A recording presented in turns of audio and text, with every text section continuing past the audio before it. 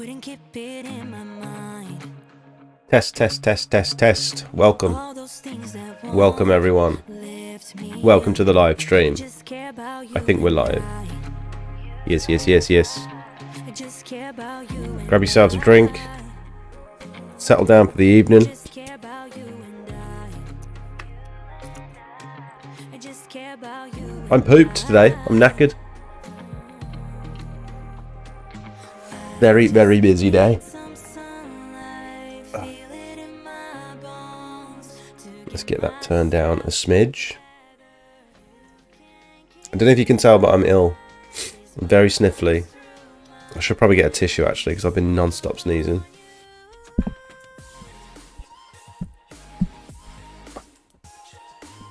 Nice. There we go. I think we're good. Right, let's have a look around. Are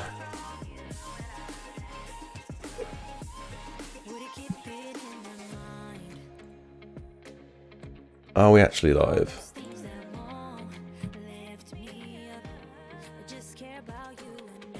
Alex, welcome.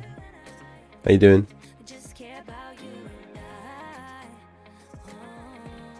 The Great North. Return of Ammo Curbside, welcome.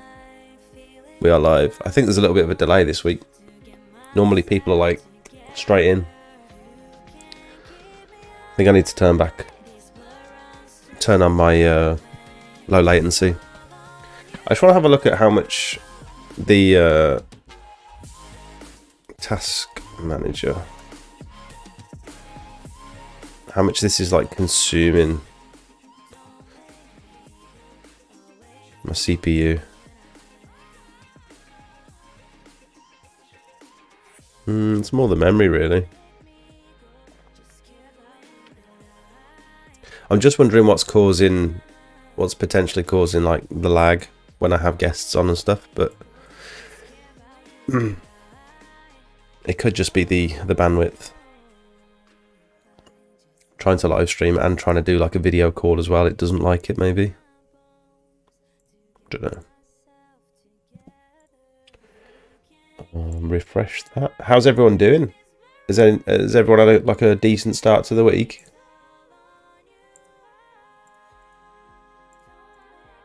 I got Callum joining me today. I had Callum joining me today. Because that resanding job, the video I just put out, the garden centre, I went back earlier in the day to Bioside. And then luckily, it was dry by the afternoon again. So I managed to get back and resand it, which was very handy. It's been on my mind for like a week. I get very anxious when I can't finish a job off. And it's like you're almost like fighting against the weeds coming back up through. When you pressure wash block paving and then you can't get back to it because it's not dry enough to like resand. I'm just sort of waiting for the weeds to pop back up, but it was fine. It was only a week and we didn't have any sun really, so wasn't really much opportunity for them to grow back, but yeah, it always plays on my mind when I can't get back very quickly to these jobs. Knowing I've started something and not actually finished it for over a week. It's been nothing but like rescheduling this week. I was supposed to be in London last Wednesday, and then it was going to rain, and I'm supposed to be doing Bioside down in London as well, and I don't want to travel 2.5 hours to not be able to complete the job, and so I just said I'm going to have to reschedule because of the weather. Rescheduled it for like this Wednesday, and it's going to rain again. So I said like I'm really sorry, I'm going to have to reschedule again. Let's just postpone it until we get some decent weather, because it's just too unpredictable at the minute. It keeps changing last minute. Bombalina, Rick, welcome. Jake, welcome. What a madness with your recent video. Van must be smelling. The van doesn't smell yet. I think I did quite a good job of sucking all the water out, and then I also put a radiator in it overnight as well. And I've cracked the window slightly open so that the moisture in the air can sort of evaporate. probably not made that much difference. It probably still needs. Someone commented and said you could do with like treating the carpet now to stop any nastiness, any like mold growing and stuff, which is a good shout. I didn't think of that before. The Lawn Ranger, welcome, mate. Been watching your stuff on the social media. Looks like you're smashing it. Hooper, welcome. Lindsay. Got my first job of the year this Thursday. 116 meters squared using your quoting tool again. Much appreciated. Nice. Awesome. Is that what kind of surface is that? If anyone doesn't know what Jake is talking about, I've got a quoting tool at smelt.club where you can just type in your square meterage, play around with the pricing. You can click on resanding, so it adds the cost of the sand and all that sort of stuff. It predicts roughly how much sand you're going to need. And then you can just play about with these base prices just to come up with a figure that you're happy with. Once you've got a set of figures that you're happy with, you can just use that going forward. Then you don't have to keep working out every time. Make sure there's enough money in it. Make sure there's enough money covering all your materials and stuff. And then just use that going forward. You can also click on the ceiling as well. Type in the cost of your sealer, what sort of coverage you get from it. I'm guessing quite a few of you are going to be considering sealing this year when it starts brightening up. Might be handy for some of you. Who else we got? Naz, welcome. Keith, how you doing? Millhouse. Luke, not seen your name in here before, mate. Welcome. Evening, Jake and all. Russ. Richard, Martin, Steve, Barclay. Am I saying that right? Barclay. Deposit down for my first pressure washer from PWS. Nice. That's awesome. I've just confirmed that I'm going to buy someone's van. I've been needing to upgrade to a bigger van for like. I don't know how I've done like 2.5 years with this van, or 2 years with this van.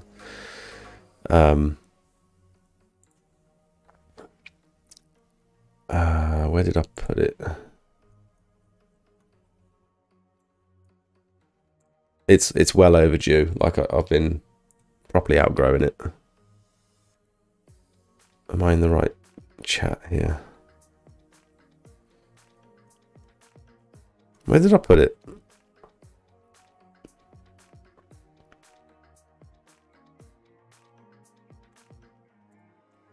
Two seconds. I'm buying a big Mercedes Sprinter. And I'm a bit scared because I've never driven a van that big before. I mean, I've test drove it. I've just never like had to live with a van that big. And so it's all a bit like I still have to go and pick my boy up from school and stuff, so trying to park the thing in school traffic is just going to be like a nuisance. It's this big boy. Look at the size of it. It's a medium wheelbase, high roof, rear wheel drive.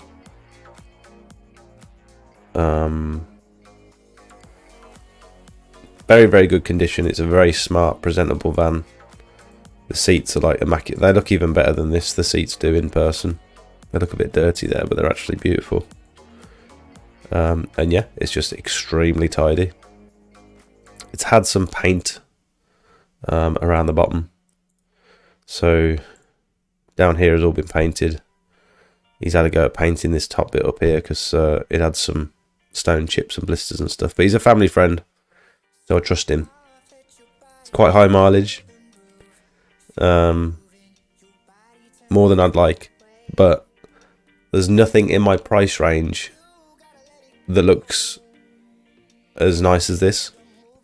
To be honest, for me, it's more about like presentation than it is about whether it's mechanically sound or not. I know that sounds stupid, but the stress, the hassle, or the lack of hassle that it's taken because I'm buying it from someone that I know, rather than having to like travel to the centre of Birmingham and try and figure out what's wrong with this van that they're trying to sell me. Like, I just don't trust anyone when it comes to selling vehicles. I think they're always trying to pull one over on you. So I'd much rather go for something slightly higher mileage. I know the guy I'm buying it from, and I know he maintains his vans, like, or he maintains his vehicles meticulously. He's not trying to do me over. It's cheap for what it is, and it's literally perfect. It's like exactly what I was looking for. Not necessarily Mercedes. I was going to go for a Peugeot, but yeah, it's ideal. You've had rain all week in South Wales. Tracker's welcome. Fill a pillowcase with kitty litter. Does that work? Really? Good weather for me on Wednesday, going to the Maldives. It looks like it's supposed to rain on Wednesday, I thought. As you know, I'm starting at my company. What equipment would you recommend me to buy to start out? Are you talking about just pressure washing or exterior cleaning as a whole? And what's your budget? There's quite a few. That's quite a broad question to ask. I could recommend like a good pressure washer, but it obviously depends on how much you want to spend. Who else we got? Need to get the carpets dried out. Yeah, I was thinking of like a little dehumidifier or something. Yeah, Steve. Anyone use a drone for work pics? H2O in Bromsgrove have recently got a drone and they're loving it. And it does like elevate your social media and your videos and before and afters and stuff. It does add that extra bit of like professionalism. Hunts, welcome. UB, welcome. My McGann filled with water. My McGann filled with water a few months back. It was all plugged with dirt. The drain holes under the windscreen had to remove all the rubbers, plastics, etc. to clear out. I expected behind the seats. I expected it to have drain holes because in my other cars, I don't know why I know this. Oh, that was it. I've had a couple of like Reliant Scimitars and stuff that I've pulled the carpets out of and replaced interior pieces and stuff, replaced the seats and things, and they all had drain holes. And I had an issue with my, I think that was my Renault Megane actually. I had a Megane Sport, and I had to have some welding done on the footwell, and that had drain holes as well. Evening Monkey. Full block paving, front and back, hopefully shouldn't take more than a day. Nice, mate. Yeah, I mean, depending on your drainage, your water pressure, and all that sort of stuff, I think you'll be, what did you say, 115 metres squared or something, I can't remember. Yeah, you should get that done in a day, if everything goes to plan. Evening, Carl. I've got a Renault Traffic coming in a couple of weeks. Nice.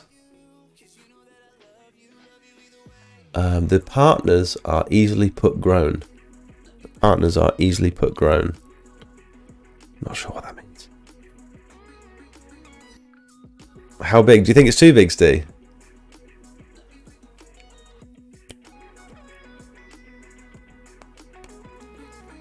I quit working for myself pressure washing and took on currency trading. What I make a month pressure washing, I can do in a day trading now. Learn the market 1 to 2k a day, 7 days a week. Nice, that's awesome. Out of interest, what makes you still interested in like joining a pressure washing live stream? Because if I went from pressure washing to something totally different and I was like fully invested in that venture because I'm making so much money, I feel like I'd forget about pressure washing quite quickly. That's just me, I don't know. Parking is the hardest issue with a big van. I'm thinking about getting like a Squeaky Clean Dave has got a reverse camera mounted quite up high on his back doors, and when you put it into reverse, the camera like turns on. So I'm quite keen to get that done ASAP.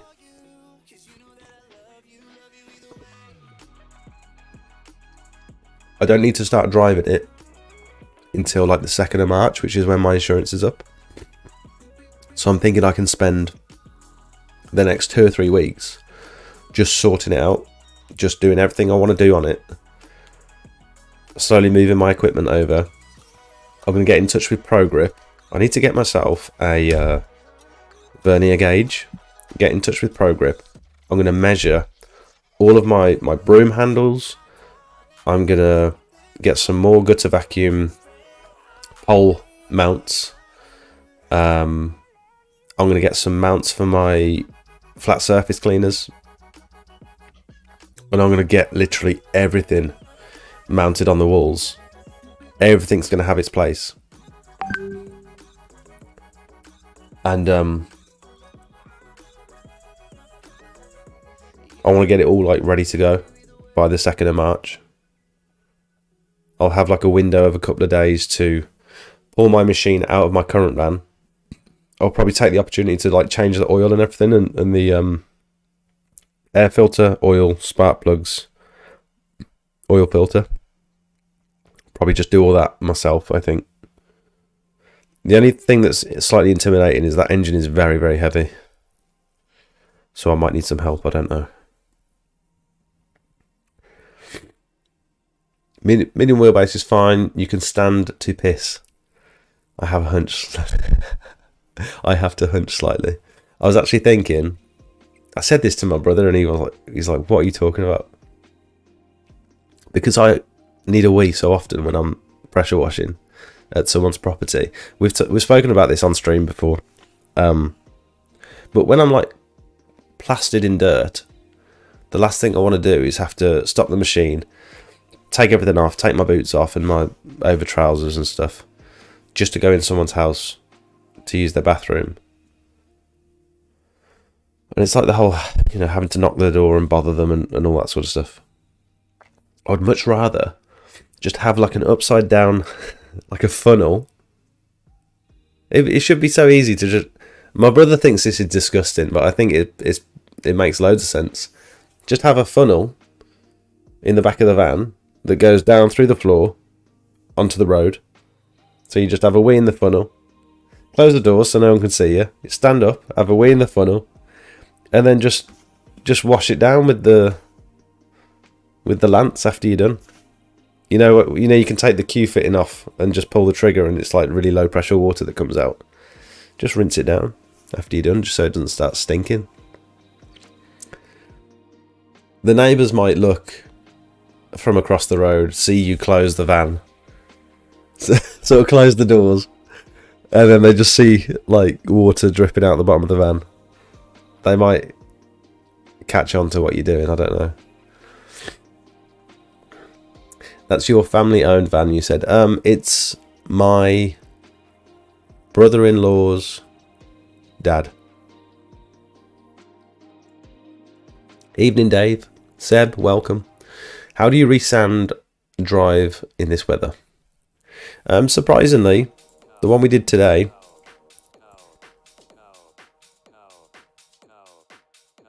Cow. I can't skip this song.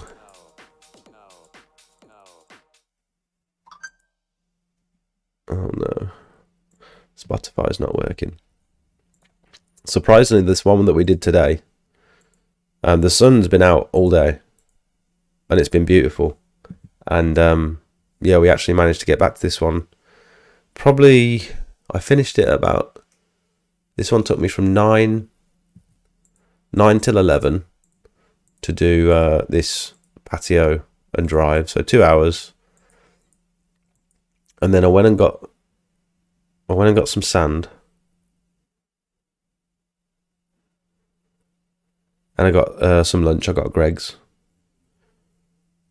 I reckon I must have come back at about 1:30. And it was dry. Bone dry.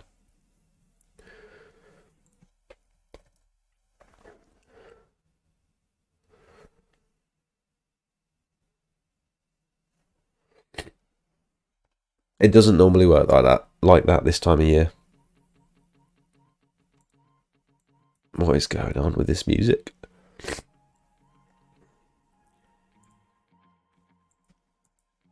Spotify is not working. Ah, damn it.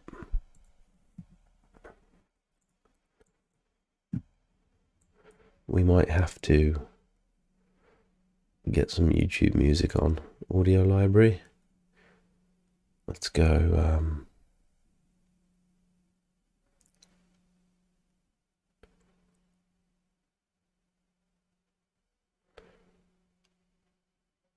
Sorry about this. Let's go hip hop. Oh my god. That is so loud. Sorry about that.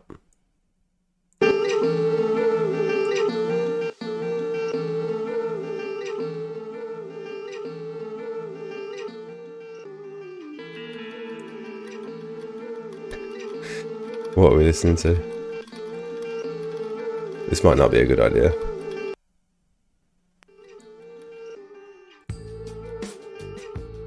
Is that too loud? Let me know if it is.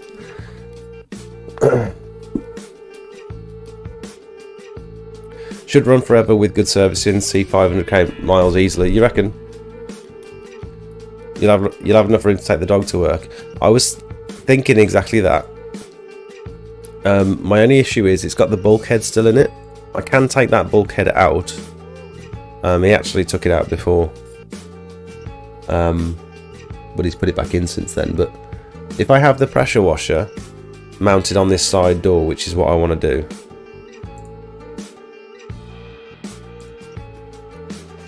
the dog is going to be like, well, where do I put the dog sort of thing.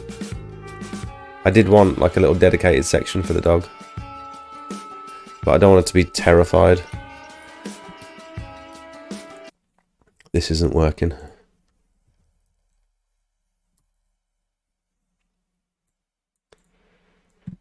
Let's get some lo-fi, royalty free.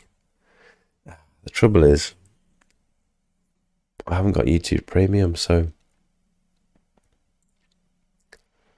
I'm going to get adverts, ain't I? Let's try this one. I chose Wix for... Yes, I will get adverts.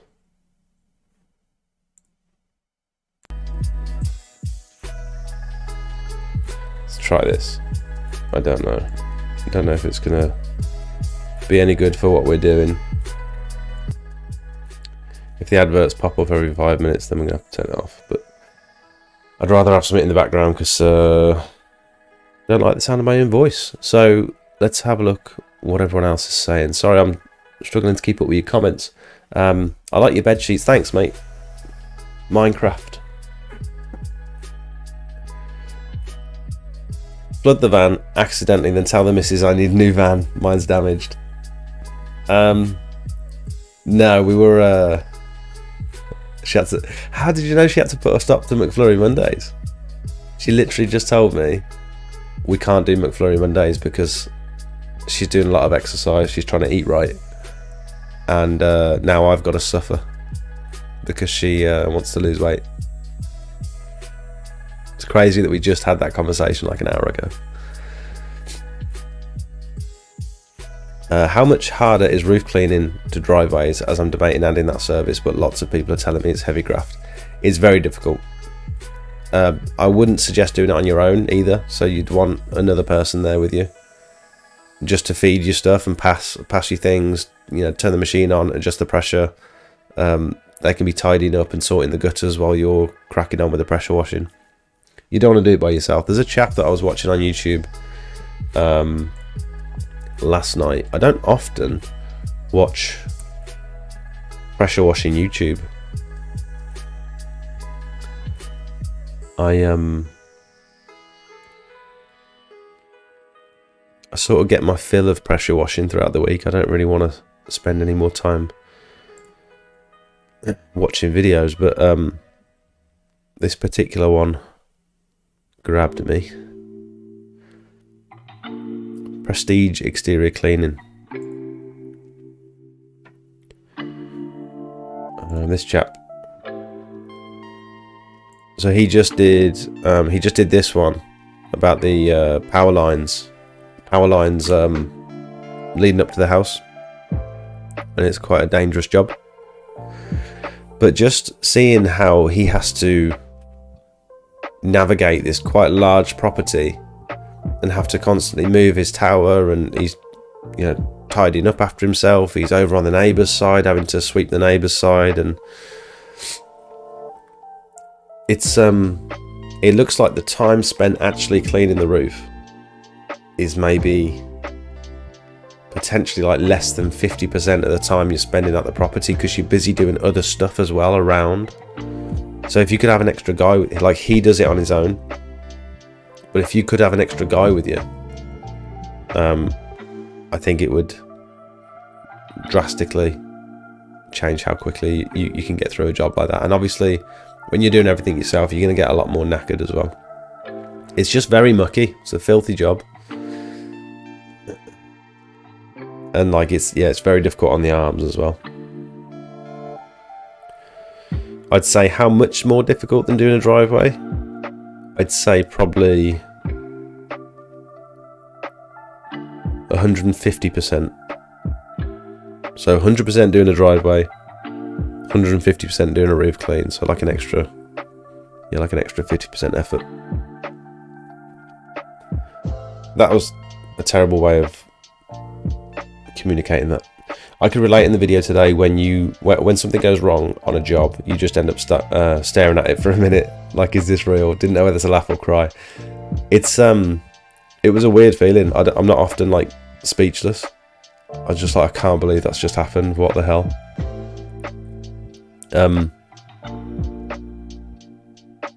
Stuff like that does just happen though. Like, I've been doing this for over 2.5 years now, and often things like that just happen. You're like, that's so stupid that just happened. But things are unavoidable. When you're trying to multitask and manage loads of different things, and you're working with this equipment that, equipment goes wrong as well. Things break. And I was thinking about it today. You can put your lance down on the floor, and if you're slightly heavy-handed with it, you can break the lance. That's it, your day's stuff. Because of one tiny little mistake, you put it down wrong. Or I don't know. Quite often I'm like, dustpan and brush. I'm like dustpan and brushing a bit too aggressively, and I snap the handle off the dustpan. It's like, that was so stupid.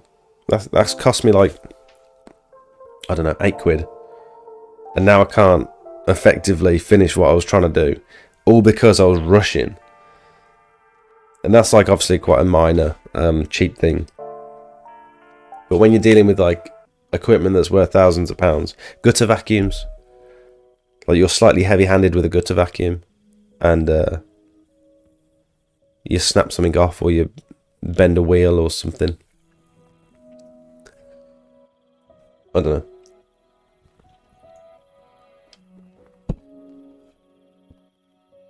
It's usually when I'm rushing. When I'm rushing, things start to go wrong.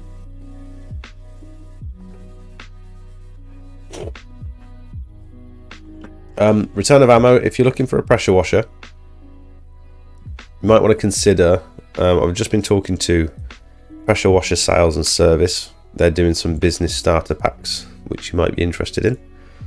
This is a 15 litre per minute cold water pressure washer, Honda GX390. Comes with a buffer tank. I think this is a 15 litre per minute. Let me just double check. Yeah. Comes with some washdown nozzles. Comes with the buffer tank with the high flow valve in it. Comes with the turbo. 20 meters of hose.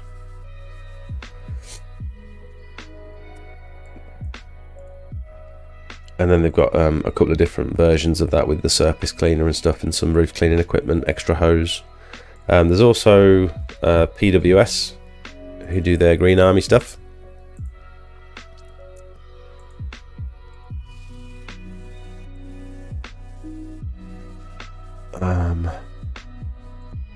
Pressure washers. So you could go for one of the Alpha A2s. And again, you could go for the Honda GX390, which is the one pretty much everyone recommends that you go for. ask this question on any sort of pressure washing Facebook page and stuff, and they'll all point you towards the Honda GX390. More people are starting to supply the Vanguards now, but you can spec this similarly. This one's a 21 litre per minute, not a 15 litre. You go for the turbo pack because you want the turbo stuff, and then this one comes out at 1800 plus VAT, which is a very, very good machine for that money. And then of course later on down the line, if you ever want to, you could add on things like boilers and stuff. Actually, PWS are starting to supply these Hyundais now. They're a bit cheaper. Well, they're a lot cheaper actually. So you could get like the equivalent 15 litre per minute machine, 835 plus VAT. And the point with these ones is I wouldn't have recommended anyone buy a Hyundai before this, because you just can't get the parts for them in the UK. If it goes wrong, you're stuffed pretty much.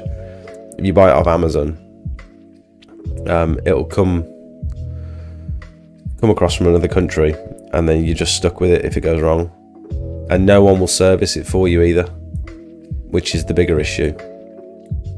You want to get these machines serviced at least once a year, and if you can't get parts for them, you're stuffed. But PWS are supplying these machines, so they're a lot cheaper, but they'll also service and repair them as well if they do go wrong, which is like a really nice entry for someone who's just getting into the industry, but they haven't got a massive budget. They haven't got like Honda GX390 money. This is like a good alternative.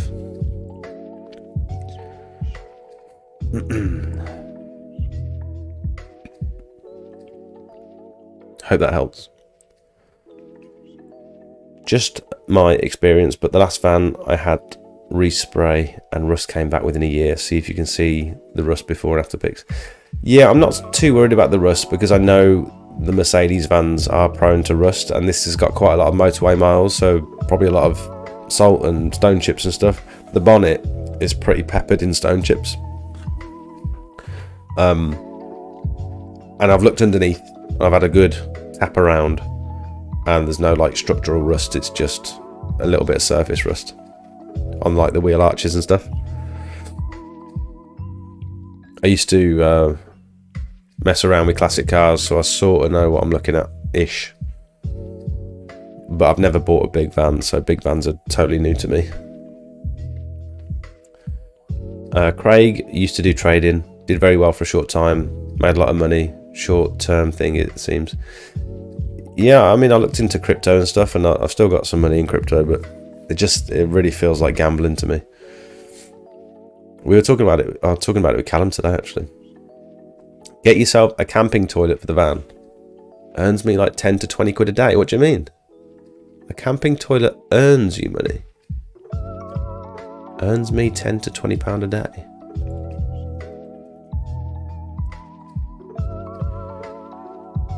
Euro car parts sell these. What on earth is a camping toilet? Like, I don't want to do a poo in the van. I'll have a wee. I'm not sitting down. You know what I mean? Because at this point, like, this is just a bucket. It's a bucket with a seat on.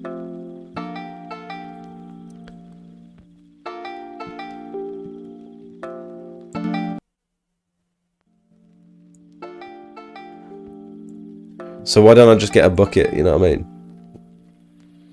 And just wee into a bucket. Oh, someone said the other day, I forgot who I was talking to. Let's turn that down. Someone said to me the other day, why don't you just like hook a bucket at like standing height? I think that's a good idea.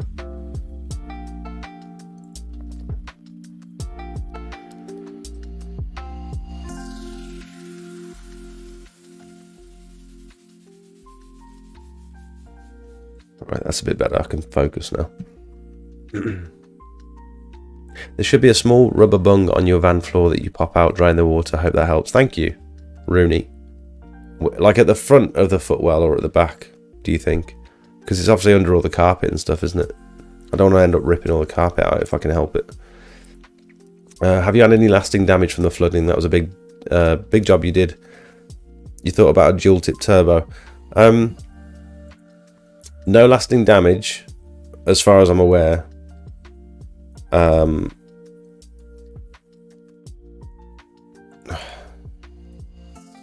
The only thing I did notice is one of the seatbelt lights kept coming on. So on the dash, there's like some sort of seatbelt light.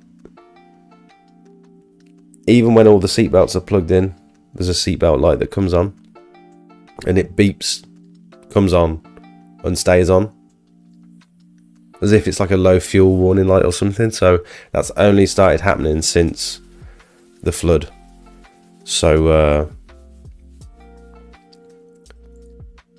So maybe that's like a little electrical short, but it actually seems to have gone off today. So maybe that's a sign that it's drying out. Twin turbo for the pole conversion. Select your desired nozzle size. Is this desired nozzle size per nozzle, or is this overall?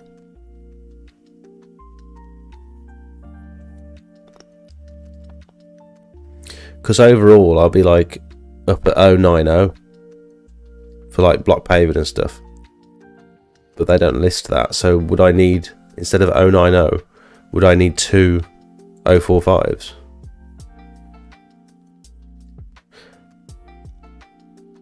Nozzle size 045. I'd probably have to call them and just like clarify, because I don't want to get one that's too small. So I'm 200 bar, 30 litres per minute. Yeah, I'm like between 090 and 10. So maybe 095 roughly. Oh no. Yeah.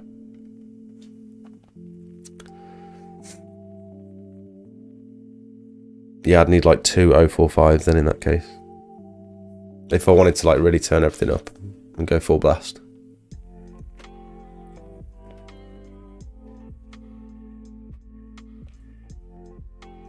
I'm always in the back of the van weeing. Are you actually? What's your emergency urinal setup like, Dave? Or is it just a bucket? Sorry, I'm very ill. I'm sorry if you can hear me sniffing and sneezing and coughing.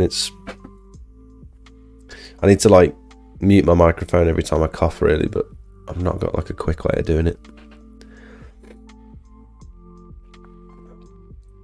It's a great idea for a standing loo, love that. Yeah, try and make it look like I'm getting something from the van. Always come back out with something in your hand. Yeah, it's a bit like, if you're closing the doors behind you, it's a bit sketchy, isn't it?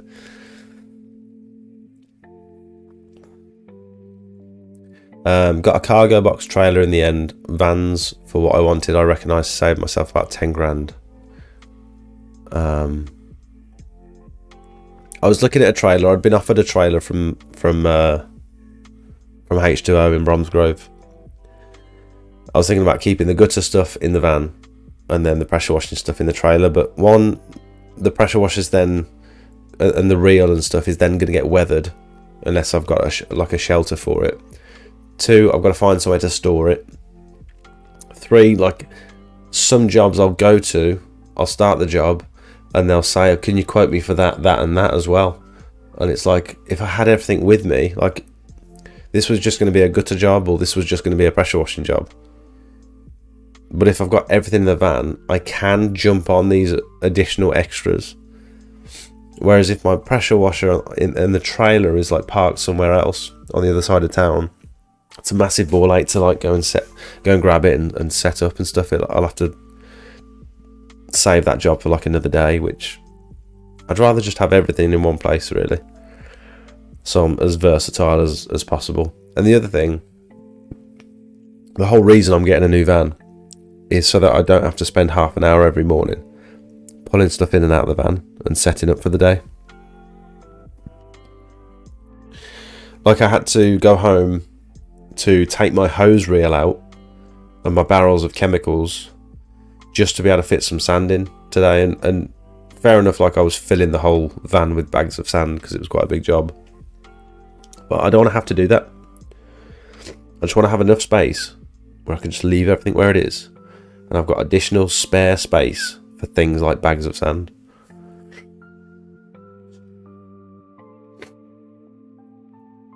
Same idea on the P idea, but use one of your old chemical drums. Ooh, a bit of tubing. That's a good idea. That's a very good idea, because then you've actually got a lid that you can put on. You've not just got a bucket of wee sloshing around in the back of the van. Bought a wireless reverse camera, fits like a glove. Oh, nice. I haven't got a garage, you see. I like your bed sheets. It's just Minecraft. People appreciating the Minecraft. Don't worry about it. Roof cleaning is 10 times harder than drives. It's proper hard graft. Hardest thing in the industry. I would agree, yeah. Just finished watching your latest video. Gutted for you with the water issue. Yeah, it's one of them things, isn't it? One of them things. Got some good results on this concrete today. For this one, I'm sorry, I'm sniffly. I'm very conscious that every 5 minutes you can hear me again. Does anyone else have issues cleaning concrete where you're using your surface cleaner and you rinse everything down and you've got lines in it, you've got stripes? Because I get it quite often, and I've found a technique now where it's not happening. I will always now pre-treat concrete with hypo to soften everything up. It makes it a dream to clean with the surface cleaner, and then I'm post-treating it as well.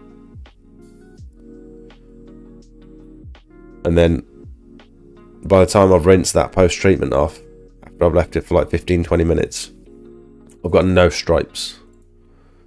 It looks perfect. It was such a pain before. I think it's important with concrete to pre and post treat. Yeah, it was such a pain before. Thinking, like, if I hadn't done either the pre-treatment or the post-treatment, I'd have tram lines. And so now the last 3 or 4 jobs, the last 3 or 4 concrete jobs are just pre-treated, pressure washed, post-treated, and it looks great every time. Quite a strong hyper mix. It's like 4-to-1.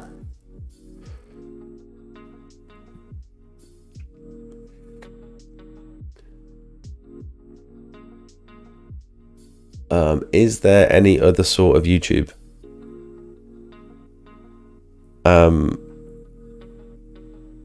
Is it because I mentioned YouTube Premium earlier, or YouTube Red, or whatever it's called?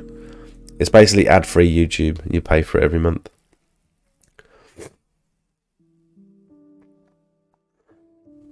I don't know if that's the question you're asking. I'm not sure. Sorry. Congrats on the new van, and hello from Paris. We've done 30k steps around Paris today, so early night for me, ready for Disney. Nice. Having a little holiday. It's a good time of year to have a holiday. My accountant said, I think it was my accountant, he said January and August.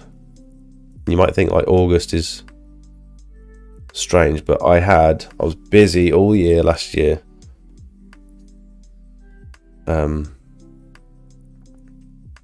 Or was it September? I can't remember. It was like between the end of pressure washing season, which is like Septemberish, and then the start of like gutter clearing season, Octoberish. And for like a lot of outdoor industries like landscaping and gardening and all that sort of stuff, he said there's always a dip. There's always like a quiet month. Take your holiday in January. I think it was August. It might have been August or September. I was looking at the Honda. That's great, thanks. No worries. Good beer choice again. Yeah, I've been going for the Brewdog Lost recently. They're just easy drinking.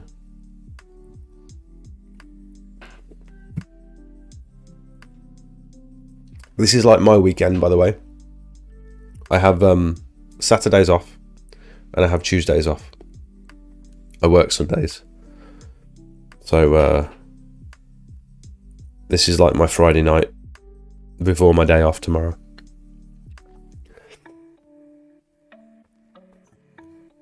I have that Hyundai machine. Do you rate it, Lindsay?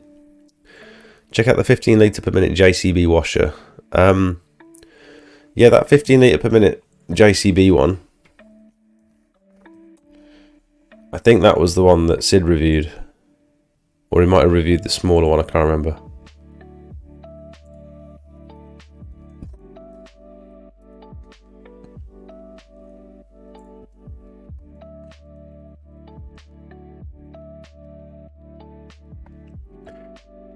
Yeah, this is the one we looked at on stream before, isn't it?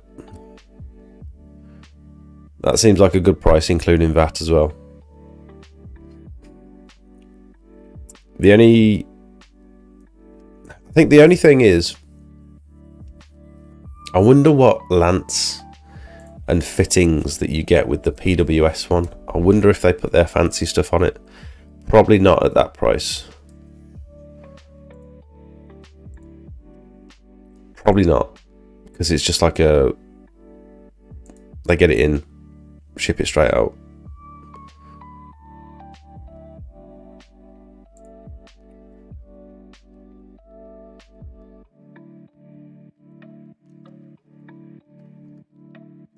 Supplied with a range of nozzles, trigger gun, lance, extra long 15-meter hose. It might do then. Oh no, probably not.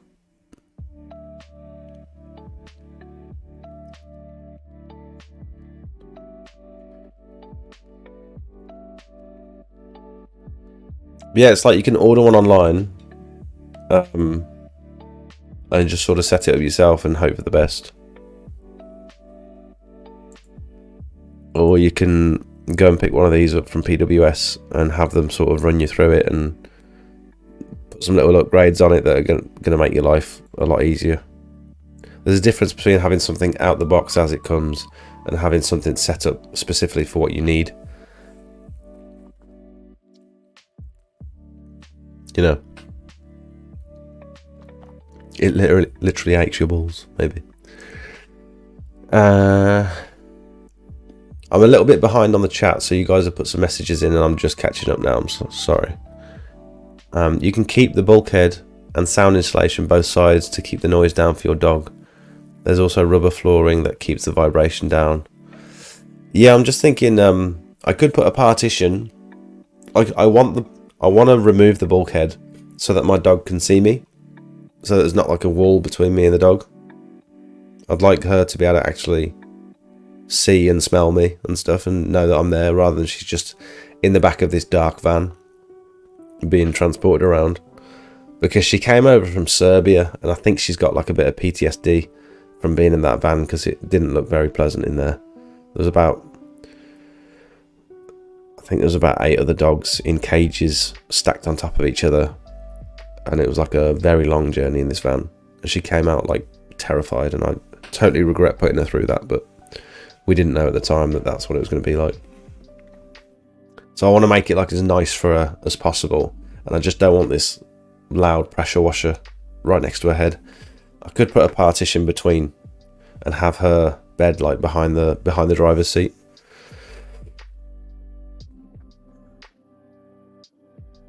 Paint kettle wee bucket. Paint kettle. Oh, one of these. Little and often. Would you think your new setup that you fit hose... Sorry, I'm struggling. Would you think with your new setup that you fit holes with those guides to allow your hoses through, or even those adapter mounts where you can close all doors? Always something I worry at. I'm sorry, mate. I have no idea what you're talking about. I need to read that like another 3 or 4 times before I get what you're saying. would you think with your new setup that you fit holes with those guides to allow your hoses through, or even those adapter mounts where you can close all doors? I don't know. Millhouse, I'm sorry. Can you reword that? Because I have no idea what you're talking about. It might have been something we were discussing like 10 minutes ago and I've just forgot what we were talking about. Everyone knows it's bad luck to go in the back of an ambulance. Chemical camping toilet. Comes with a flush, doesn't smell or anything, just empty it every so often. I don't need number 2s, that's the thing though. I don't think I need a full-on toilet because I won't be sitting down. I think you can pop the water plug from under the van, should be under the actual van itself, under the floor rather than from the inside. That's a good idea. Best van pee method. Get down on one knee like you're about to propose and pee into a Lucozade bottle. Not sure if this is oversharing or not. I mean, a Lucozade bottle, it's got quite a thin funnel, but like if it works for you, that's I think I'll need an Oasis bottle. It's got a slightly bigger. No, I'm joking.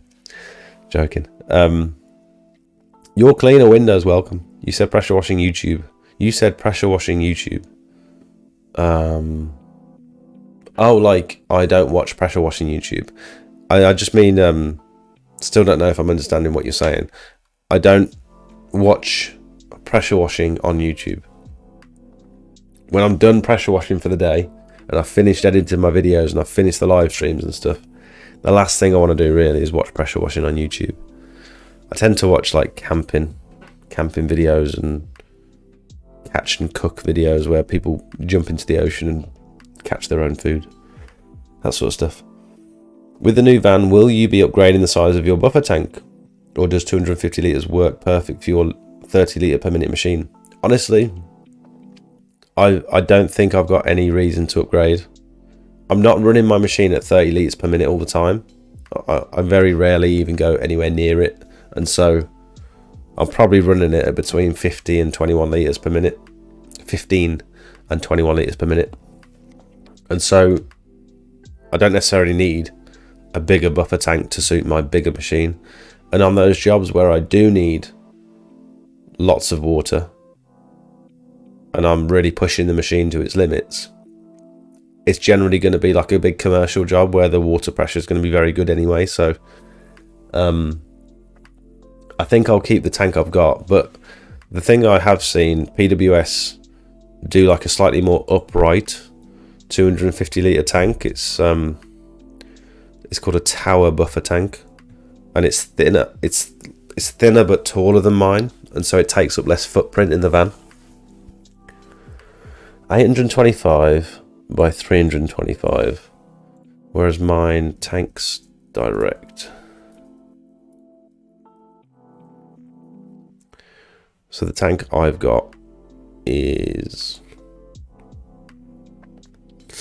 I actually got it off Facebook Marketplace. It looked brand new. Sorry, I need to sneeze again.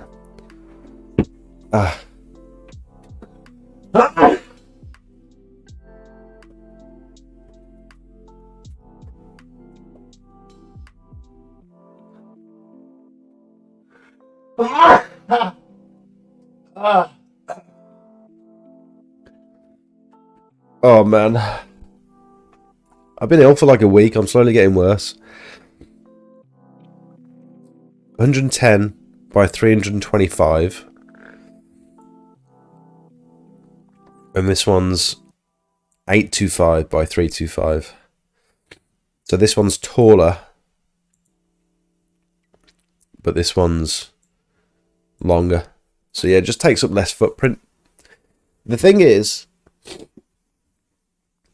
what's the length of this? So this would be like the width of my pressure washer frame is 900 mil. So this would be just less than the width of my pressure washer frame, and this one's a bit wider than my pressure washer frame. So it might be a good move to go for one of these. And it's baffled in a slightly different way. I don't know if it would make much of a difference to how the water sloshes around in the back. But this one's just got the central baffle.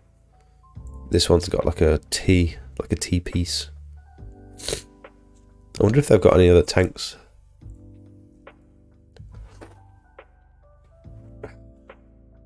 I'm off now. Thanks, Dave. Thanks for popping in.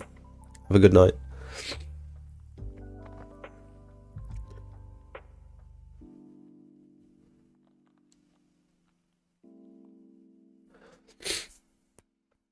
Do you treat concrete with hypo straight off, or do you pre-wet first? I don't know if there's any reason to pre-wet first. I might spray off some of the leaves or the stones or whatever that is on the patio, and that might get it wet in the process, using the pressure washer as like a leaf blower sort of thing. But I think it'll absorb the chemicals better if it's dry, potentially. Whether that's what you want on concrete or not, I don't know. What do you think, Luke? What would you do?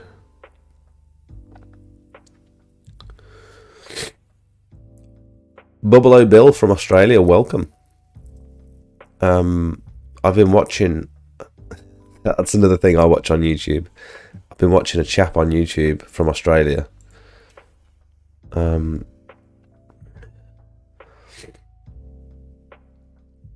He is the Aussie Drain Cleaner.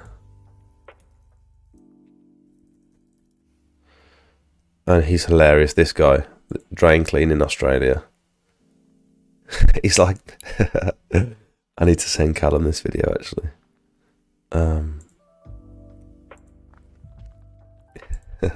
It's like, is there anywhere you'd rather be, mate? You bloody ripper. I have to send this one to him. If you haven't already, just watch this guy. Just for 10 minutes, he's so good. And it's gross. The jobs he does are gross.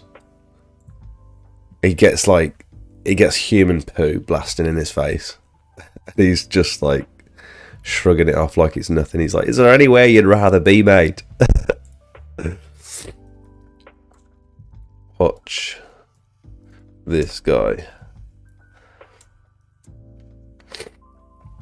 My Australian accent isn't as good when I'm ill. Early as you can, I go out at 10:45. Shall we say around 9-ish? Sorry, I'm just trying to sort out a quote. I got a call from someone who actually did a video for him. Not for him. I did a video on YouTube of this job, and it was one of the biggest at the time. It was one of the biggest block paving jobs I'd done, and I think I called it something like 9 hours of pressure washing. And he called me today, and he said, so this was 8 months ago, so we pressure washed the whole lot, big old area, and he's called me saying, then we resanded and biocided it. So there's all this block paving out the front. And he said the weeds are coming back through, and the blocks are going green in places as well. And he said, like, which I didn't expect because you did the biocide. And I was like, no, you're absolutely right. That's I'm shocked that it's going green already, because we treated it with biocide. We treated all of the ground surfaces, all of the block paving with biocide. Now I think in some areas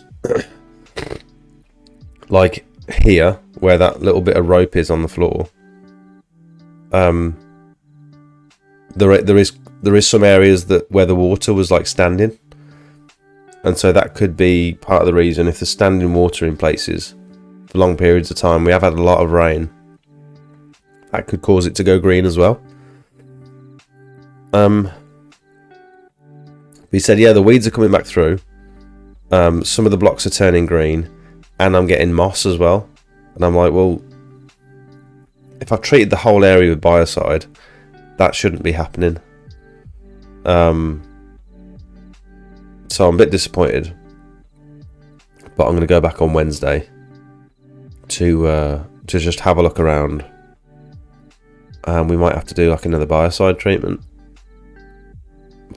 But like he said, if you do another biocide treatment, that's not going to get rid of all the weeds, is it? I said no. Like, this was a 30-to-1 mix of biocide on a dry day. No rain scheduled. No rain forecast. So I'm confused. Don't know what's happened there.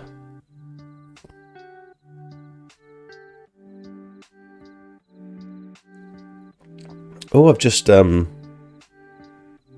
someone's just said that they want their roof. I did a quote for a roof scraper. Well, I can't even get my words out. I did a roof scraping quote yesterday. And they've gone ahead with it, and they've got their neighbour to go ahead with it as well. Two pretty massive roofs. Let me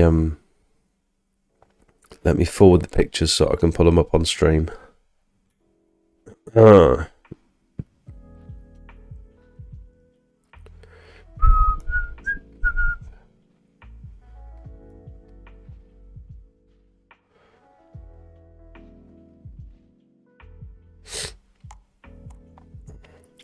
I've done a lot of not a lot. I've done a few bungalow scrapes, but I've never done like a 2-story roof scrape.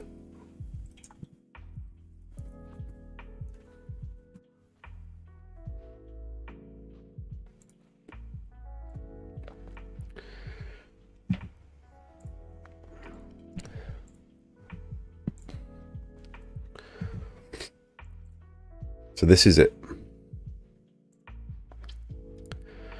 Very, very mossy. The rest of the house looks like brand new, and they've obviously done a lot of work on the house. But the roof still looks like old and covered in moss. It's like the only bit that lets the house down, really. I don't know if you can see the neighbours is quite similar on that side. The neighbours have got like a big extension on the back though, so the neighbours is a bit bigger. It's just 4 corners just going up into a peak, and so access on this one, I was thinking about getting a scaffold tower at the back here, but I think because it's such a small roof, I mean, it's in terms of square meterage it's quite big, but because the sort of reach is small, I think I can do this from a triple ladder, because I've got the triple ladders out and put it here on the neighbour's side. I spoke to the neighbour and said, do you mind if I just get up there real quick so that I can check the conditions of the tiles, make sure I can actually get my ladder in the right position before I do the quote, because this might affect the price sort of thing. And he said, yeah, that's fine, no worries. And he asked for a leaflet as well because he wanted his driveway doing. So I put my ladders where that green bin is, the brown bin, up against the gutters here, and it was like I could quite easily reach everything just from the ladders, and they'd be stable because they'd be butt up against the wall. What does everyone think about me standing? I don't know if this is stupid. Like, I can put the ladders up in front of these bins here, up against this flat piece of roof, and scrape from the ladder from there, and it's not a far reach, so I'd be quite happy that, you know, I'm safe. What does anyone think about me actually standing on that flat roof there above that window? Is that stupid, or is that like a common practice?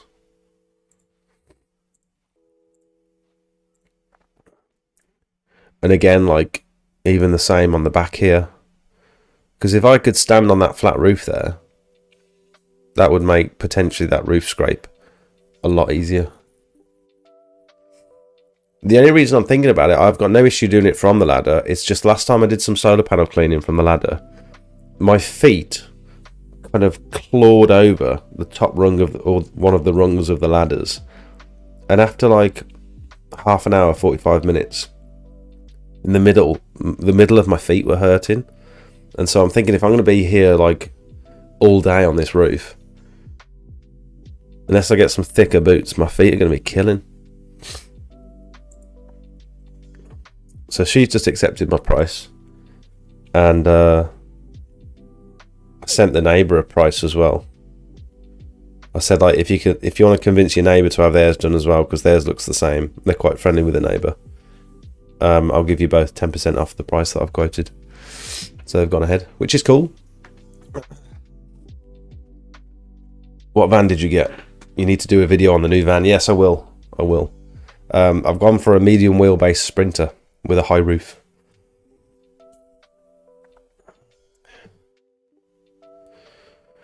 Sorry, so Millhouse, the new van, to protect from theft, fit those adapters for hose connections or holes under the door, so you can walk away. Van's much safer.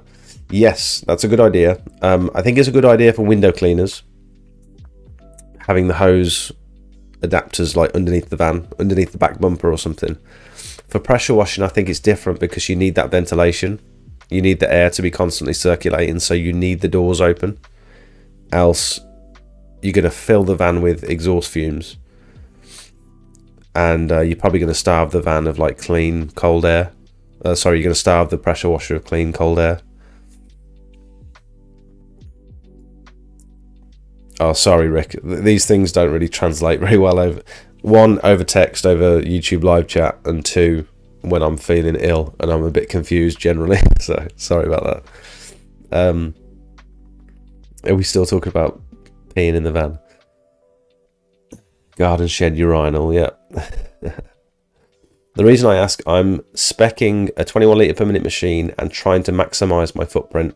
I don't really want to underspec, but if I can get away with a 150 to 200 litre, then awesome. I'd say try one of those 250 litre tower ones. Yeah, I think it will take up less room, and failing an actual tank, you could look at wheelie bins as a buffer tank, and you can just get the exact size that you need. So you could go 120 litre, 140, 240. Although I think this could potentially take up slightly more room because you've got the wheels and stuff on it as well, the wheels and the handle. So if you're really, really tight for space, you might be bigger. And this, on the other hand, this you can take out of the van. If you've not got a pressure washing job on that day, pull that out of the van and put your gutter vacuum in, for example. I don't know what your specific setup's like, so that's just an idea anyway. If anyone's wondering how to set up a buffer tank, oh man.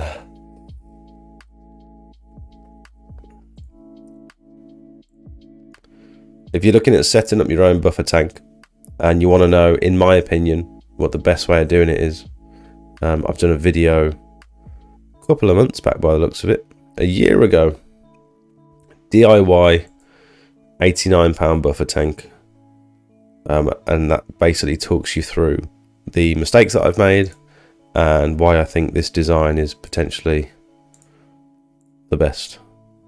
I don't even use a wheelie bin buffer tank.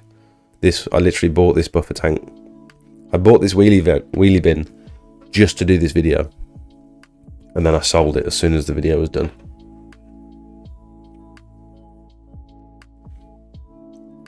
Bruce, he's a legend. You should be resting, not being well. I'm sure all would have understood. Also, doing the 2 hours plus talk won't help. Yeah, true.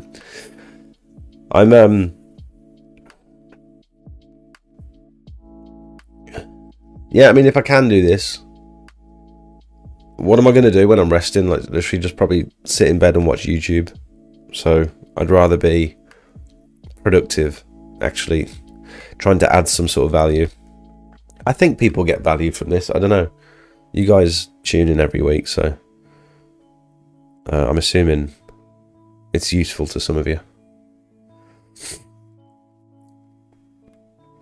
I'm thinking about adding pressure washing to my services and offering it to my 300 regular customers. Yeah, if you've already got a solid window cleaning round and your customers like you, and you're doing a good job, I can't imagine the amount of questions you must get, like, do you wash drives? Do you clean gutters? Do you clean roofs? Someone said the other day, it's quite a famous quote, I think, about something about it's much easier to sell to your current customers than it is to seek out new ones. So if you can expand your services and offer more to your current customers that already trust and value your service, it's a much better way of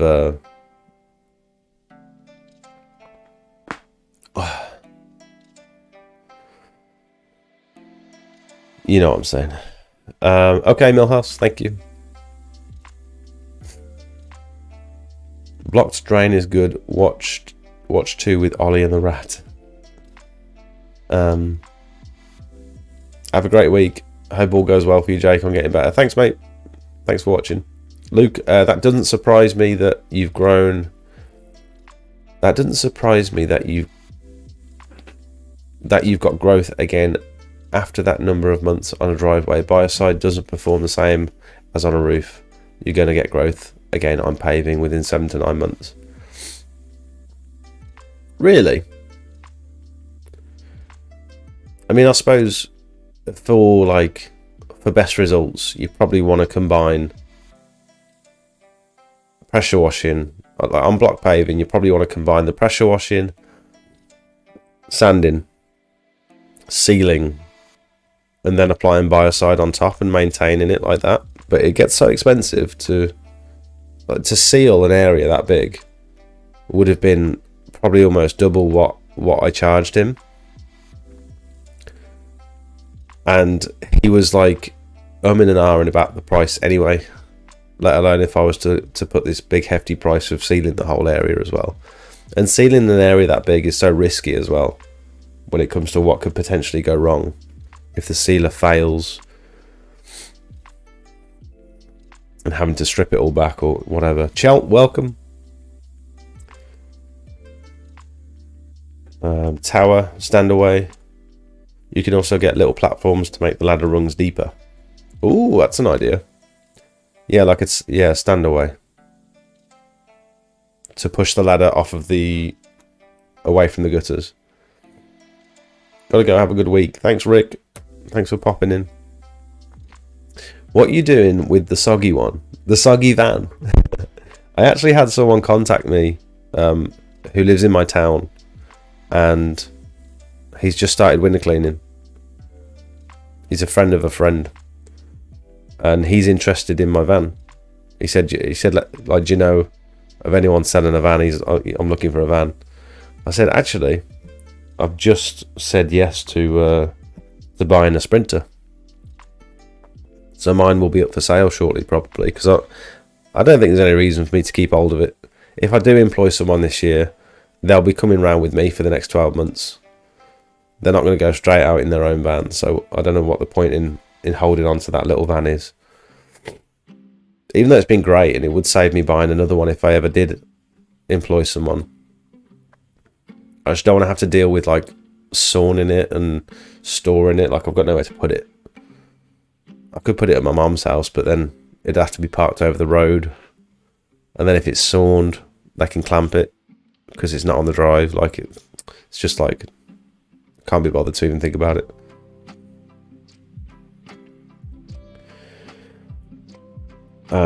Even window cleaning, they're shit. I have them on my van. Total waste of time. What are you talking about? Chelt. Hello. What are you doing?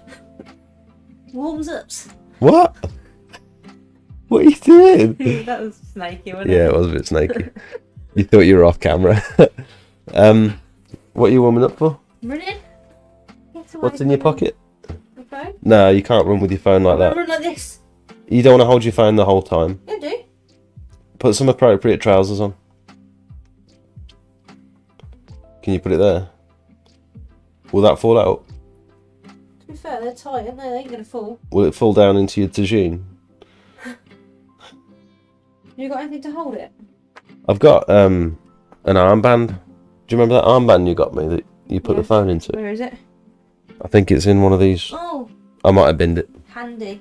Might have been that present you bought me. Handy. Great. You need to figure that I was out. thinking about that fanny pack, but I don't think I've got it. Paddy pack. Lula. So you're not swimming, you're running instead.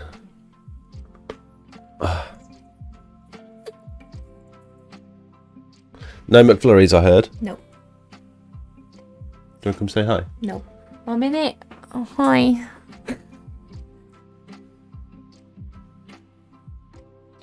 What about? That's a head mount. Well, that'll still work. On your head? I don't think I've got anything really. How about my... Ooh, how about my Puma? No. Why? Think about that. Just look like a bad man. Put it under your jumper. If it's only got your phone in, it'll be quite skinny. Just put it under your jumper. Okay, like that. Probably in my bag under the ironing board. Potentially. I'm gonna go. Alright. Definitely no McFlurry. Definitely no McFlurry. We're eating better. We? Why is this we? I never signed up to eating better. Well, if I am, you are. Girls' minds work in a different way, don't they? You need to stop snacking, I've told you. It's like if I've got to suffer, you have to. I didn't sign up for that. I'm quite happy. So, can you bring me a beer up, please? Please?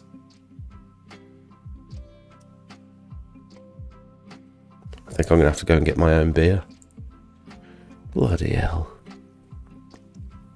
I seen Sid use a platform that hooks over the rung of a ladder, which looks pretty good. Woodside, do you think you could... Do you know what that's called? Do you mean like a small one? Because I'd need quite a tall one, wouldn't I? Ladder, platform, rung. Oh, this thing. Ooh.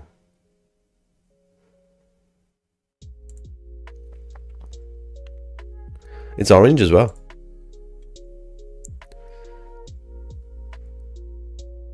Does that look safe? I can't see where that would clamp on. Like fully clamp. I don't want it to be just loose on there. That one hooks.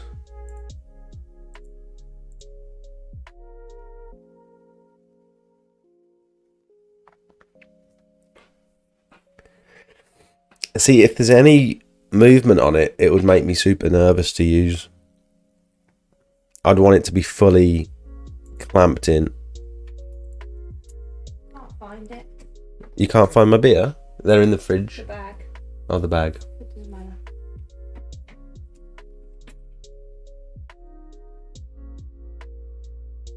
So, might be on my floor. Near my clothes.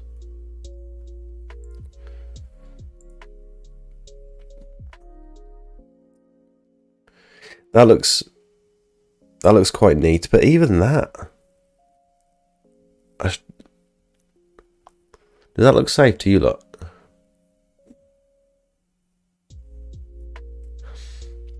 Oh, you already do gutter clean and clear. I looked at the wheelie bin buffer, but I'm mounting everything into the van, so I think 250 litres is a good size. Was just good to get an idea to see if you struggle with yours. I mean, you only ever struggle if you've got low water pressure at the property, really. Yes! Good lad. No. Have you charged those? Yeah. Okay. How come you're wearing headphones if you're running with Lucy? I want to run with music. But she's going to be running next year, so yeah, surely you're going to be chatting. No, I ain't chatting when I'm just running. Really? I can barely breathe.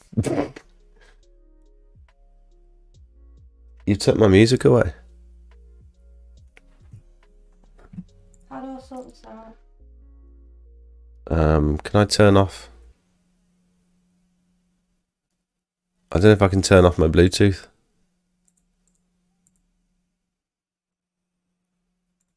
Got it. Which one's this? Headphones?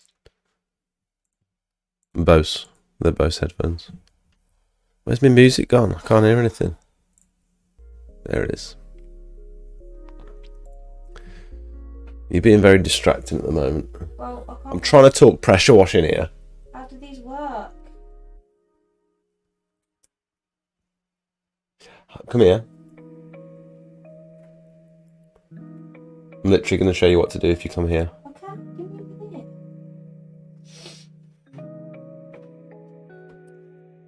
minute. To make them discoverable, you have to look. Hold that. Hold it. No, Oh, they're there now. there you go. Thanks. Bloody good, ain't I? Oh, you're amazing. Have a nice run. Thanks, alright. Weird. Who goes for a run at this time of night? So, if you cheating on me, Yeah. you are. Why is this? Thanks for being honest. What do you say? Why does this come up? What's he say? The accessory Bose quiet. I need to go. It needs an app. Do I need the app? No. Unless it's Apple trying to make you download stuff. Okay, let's see if it works. Thanks. See you in a bit. See you in a minute. Well, guess what, everyone? My accountant got in touch the other day. Like, I was sort of messaging him on and off, saying, I think it'd be really cool to have you on the podcast. And he said he was well up for it. But it was like difficult trying to pin down a date. And I wasn't sure how we were going to do it, because I think he would prefer to do it in person. But I don't really want to bring people into this weird little room. And I think it's just quite awkward unless, like, my brother's obviously done the live stream with me and stuff, but on a professional level, I think it'd be a bit awkward to bring someone into my house and into my son's bedroom to do this little weird live stream. So I sort of stopped pestering him, and he actually messaged me last night and said, let's do the podcast. I've broke my ankle, so I'm a bit more available. So he's just getting the go ahead from his boss to use their laptop, and then he's coming on Monday. So if you guys have got any questions that you can't really Google because they're sort of specific to your use case, about what you can and can't do, best practices for, you know, your tax and your bookkeeping, and what you can and can't write off. If you've got any cool questions, like I was thinking about one the other day, my brother said that you can write off your lunch. Like if you're working out and about, and you get like a Greg's or McDonald's or whatever, keep the receipt because you can claim it back on your tax. And I'm thinking, well, you know, when you're in a normal 9 to 5, they don't pay for your lunch. So why would it be any different? And then someone else said to me, when it's actually if you're like working away and you have to stay over and buy dinner and get a hotel room, or if you're working in like a long distance, at that point you can claim back the lunch and stuff. But it's all these weird like nuances that I'd like to. I'm going to have a list of questions that I want to go through. So if you guys have got any questions about accounting, about your tax, all that sort of stuff, think about it for the next, 7 days, and get them ready for the live stream, because I think that would be really useful for some people. It's definitely going to be useful for me, just to be able to have a one-on-one chat about all the do's and don'ts. I'm trying to find a way of having all the equipment I need for the pressure washing, etc., but also be able to remove it all and go away for weekends camping. Struggling to find the balance. Yeah, I mean, having this big sprinter, even just trying to find a decent little spot for the dog while I'm working, it's proven to be like quite a awkward task. You're sacrificing stuff. You're either spending a lot of money to do it properly, or you're sacrificing space, or you're making compromises you don't really want to make. And to try and do two things at once with a space or with a vehicle, I think it's going to be really difficult. So you might want to consider getting that idea out of your head, because it might be more hassle. You might be making sacrifices on a daily basis just to make this setup work for the occasional weekend away. You know what I mean? I think it's also good to keep your work and your personal life as separate as possible.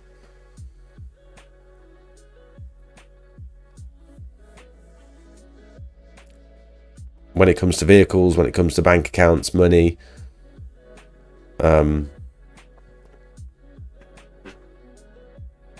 if you can separate things, it's going to benefit you in the long run, I think.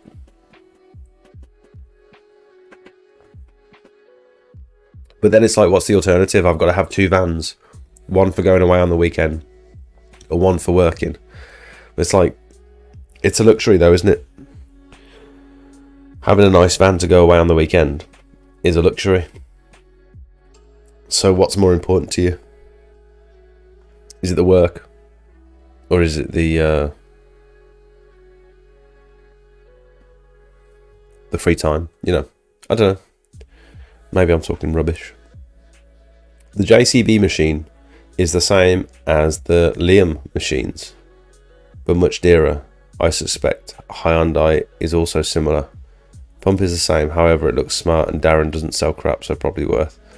Same as the Liam machine. Do you mean the Kiam machines from Equip to Clean? Is that what you're talking about? The bit extra to buy from PWS. I mean, also the JCB machine, they've got their branding. I think as soon as you stick a JCB sticker on it, the price probably goes up. Anyway. Don't take the piss with tax. A good accountant won't let you put stuff like that through unless it's legal. Yeah, and also something I didn't really consider is the goal isn't necessarily just to save as much tax as possible. That's generally not the goal, although that's what most people think when they think, oh, I need an accountant so that I can find out what I can write off. It's like, no, you need an accountant so that they can steer you in the right direction when it comes to making good financial decisions. Like, when's it a good time to buy a new asset for the business? How do you want to spend your money? Does it make more sense to get a loan or finance something or pay for it in liquid cash? When's your mortgage due for renewal? Like, do you need... It's all well and good showing the banks that you're only earning this much so that you don't need to pay this much tax. But it's like, what about if you need to apply for a mortgage? You need to prove to the banks that you're earning enough to be able to pay for this mortgage and stuff. It's like, I think everyone's scenarios are different and everyone's goals are slightly different. And the goal generally isn't to not pay any tax. I think the goal is to like make the best decisions for the business, and however it affects your personal life, lead with that rather than leading with trying to avoid paying tax. Jake, the buffer tank bin is genius. How much were the parts? I've got a spare bin at home. I think in total, including the bin, that one came out at £89. I think I was missing a washer potentially on that video. But since I did that video, I think a few people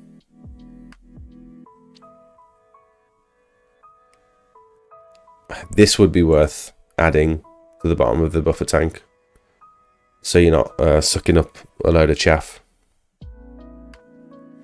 Some people store their dirty, like, high pressure hoses in their buffer tank, and if you've got all the dirt off the side of them, the next time you fill that tank up, it's going to suck all that dirt through your machine. You want like a strainer or a filter on the bottom, so something like this would be ideal. I know AC pressure washers do buffer tank kits, but I'm not sure if they've updated their kits with the new float valve they have. High flow buffer tank conversion kit. I would personally not necessarily want all that. I want this. You can get these from Amazon for a tenner, but I'd want this incorporated in one of the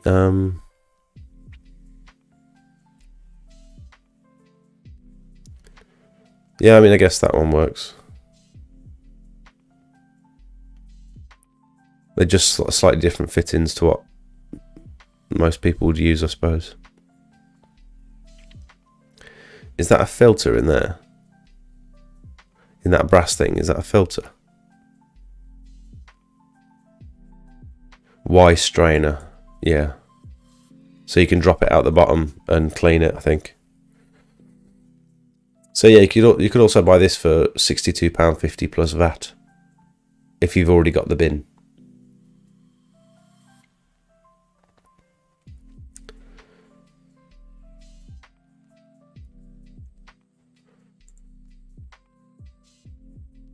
Or you could go for these ones, but I think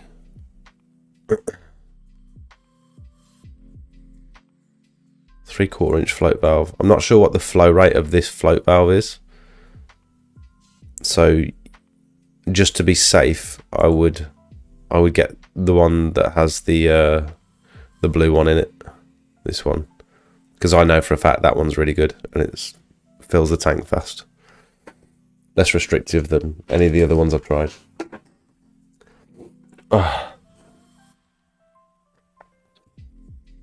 Yeah, the 89 quid was included in the bin, yeah. It has to be out of your normal working routine to be able to claim for lunch subsistence. Oh, okay, that's good to know. See, it's those little questions that, like, people tell you stuff, but you never know what to believe. When people tell you stuff like that, you never know who to believe. Because at the end of the day, it's your accountant you should be listening to. So it'll be good to have him on the podcast to, like, go through all these little niggly questions that I've been thinking about. But it's not worth the effort to, like, message him every time. I don't want to bother him with these stupid little questions. But yeah, to pin him down for an hour or two would be good.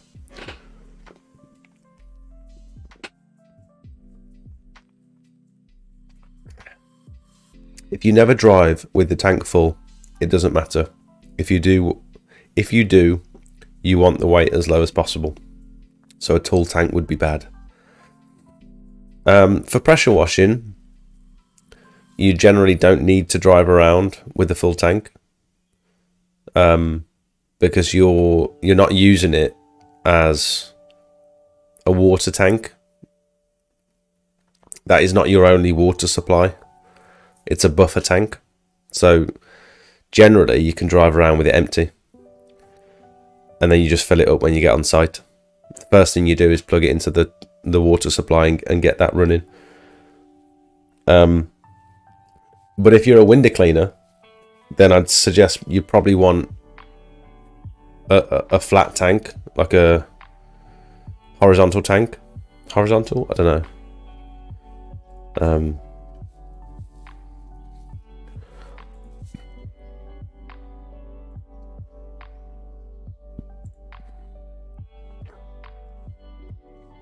Baffled water tanks, something like this.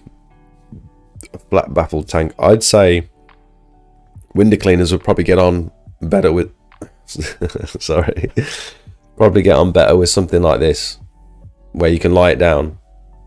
You've got all the weight low down, like Steve says. But actually, for pressure washing, you want an upright tank, because the weight of all that water pushing down on the outlet will essentially push water into your machine, rather than it having to try so hard to suck the water. And the water can reach a certain level in the tank, whereas a flat tank, the water could even, the maximum height of the water in a flat tank could even potentially be lower than your pump. So your pump is working overtime to try and pull that water from the tank. Whereas if the resting height of the water is above the height of your pump, which it would be in a tall tank, the weight of that water is pushing on the outlet and pushing it into your pump. So your pump's not having to work as hard to pull that water from the tank. That's my understanding anyway of physics. Question for the accountant: should I register the van in the company name or in my own name? That's a very good one. The other question I had for him was, if I buy something by mistake, like on my personal card, on my personal debit card, or if I get pay something in cash or something, or my girlfriend buys me something off Amazon, I think, I should have put that on the business, but my girlfriend's paid for it, I've sent her the money.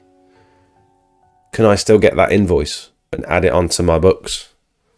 And will that still come off my thing? And he said, yeah. It doesn't matter where you buy it from, doesn't matter how you purchase it, stick it all on. And as long as you can keep the invoice, and as long as we can see that it's for the business, then it's fine. So that's another thing as well. Like little questions like that. Great North exterior cleaning. If you could hang on to that question until next week's live stream and ask it then, that'd be very cool. That Hyundai machine weighs a ton as well. I have so much fun lifting it in and out of the Peugeot. You've got a Peugeot RCZ. You're pressure washing out of a Peugeot RCZ. How are you managing that?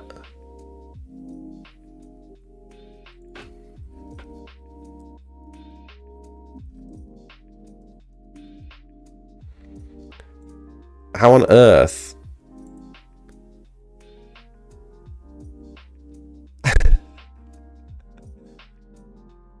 I knew exactly what you meant when you said that. Like, this is isn't it like a 2-seater sports car?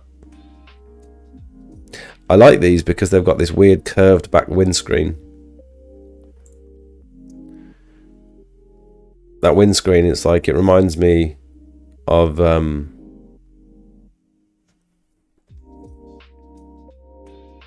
can't remember what car it reminds me of.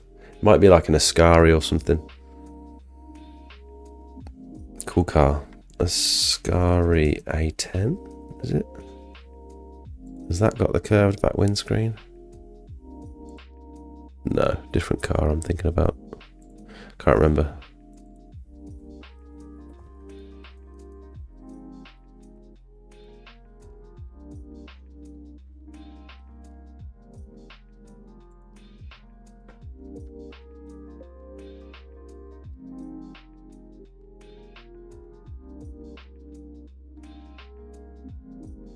No, can't remember what I'm thinking about.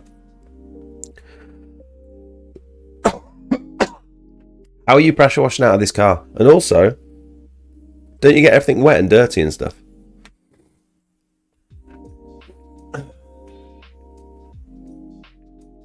Surely this is the most impractical thing you can possibly choose to run your business from. I used to, when I first got started, I was using my girlfriend's Toyota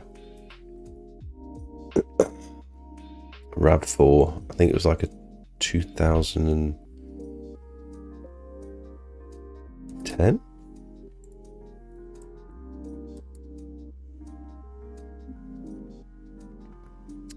Yeah, I was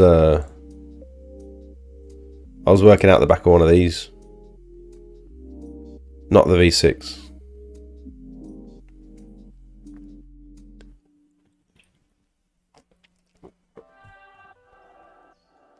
And you thought you needed more space. Yeah, true.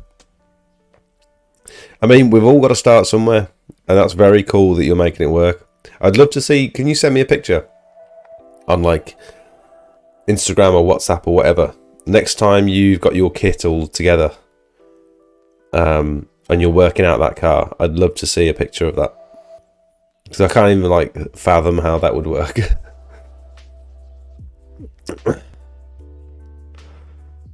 Did anyone see what Gutter Vacuum Systems put on Instagram the other day? For Valentine's Day.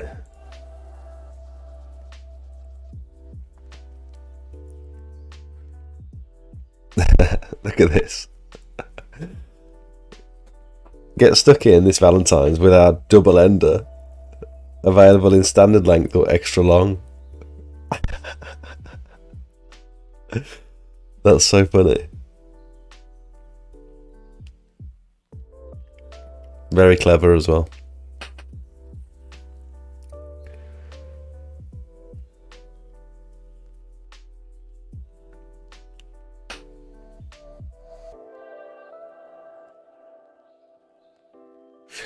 Cibola. VW Passat LS 1.5 1978. What are you talking about? I'm on a job tomorrow, so we'll take a few pictures if I remember. Nice. Do we need to get rid of this boy? Who is this? This is where we need a moderator.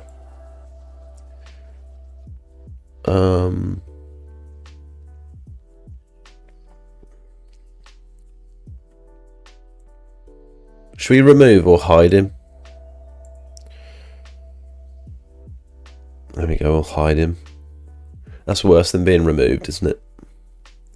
You're typing, but no one can see what you're typing.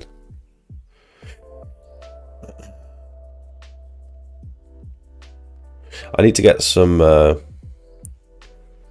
moderators in the chat, really. If anyone would be interested in moderating.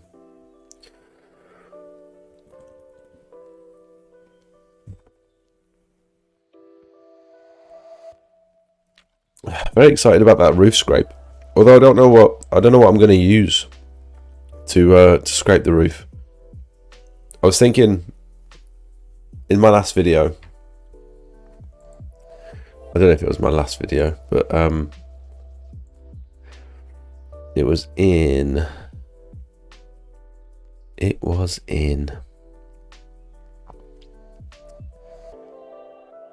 this video, I think.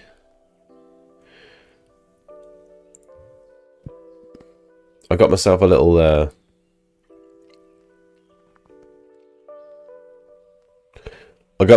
brush attachment for my Waterfed pole, and I'm wondering if it'll be enough to scrape a whole roof with, because it's got a blade on the back as well. I'm thinking I could probably use the blade.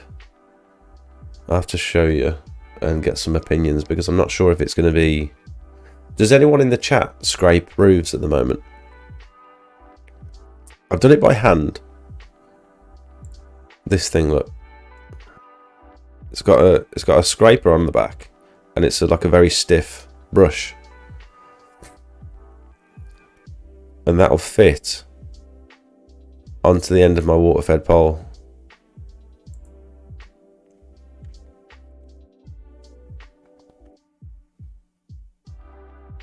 I don't know if it's going to get it clogged up really quickly, or the bristles are going to be rubbish after like 5 minutes, because they're sort of plastic bristles. I mean, they shouldn't, to be fair, because my broom's fine. Like, I use my broom, my big orange broom. The bristles on that are still fine. And just having that blade on the back, I can flip it upside down. Do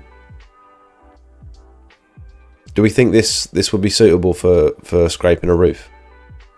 Because Gutter Vacuum Systems do the 10-piece scraper kits. but it's just like a lot of money for me to invest for like just one job. It's like 300 odd quid. Have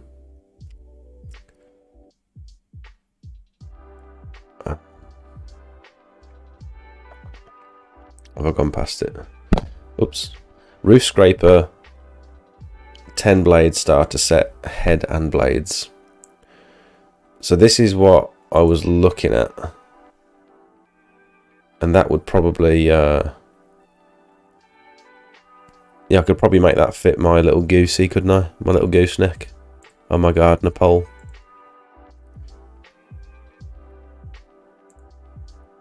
And that comes with like a bunch of different heads. It's got the nylon one. The one I'm after is the brush, is the wire brush. Oh, it doesn't come with the wire brush.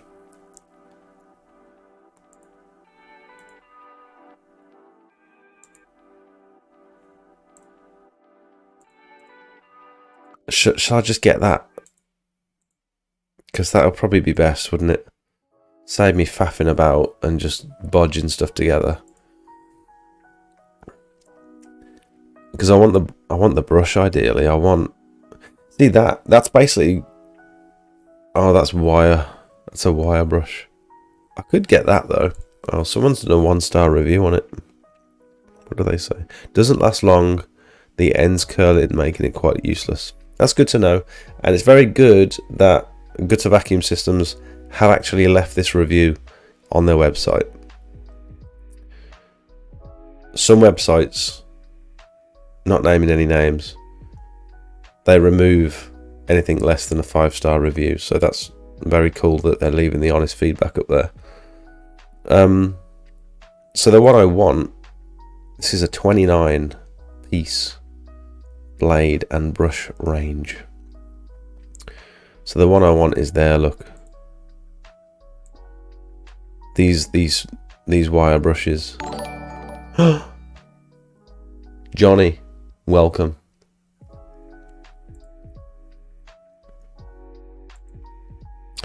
I mean, 356 quid for every single blade you could possibly want. That's very good, isn't it, really?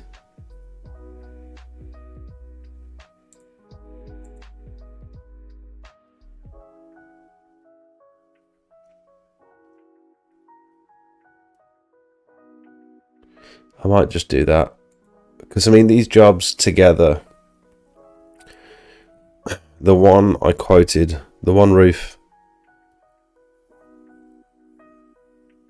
I quoted at 830. The one that I showed on stream. The neighbour's roof, I think I quoted at 890 because it was slightly bigger. So I mean that the job 830, 890. The jobs are worth 1,700 quid on their own. So I should just get this, shouldn't I? But I'm not a roof cleaner. Yeah, I've just invested 760 quid into in a roof cleaning high pressure pole, and now I'm looking at scraping kits, but I don't clean roofs.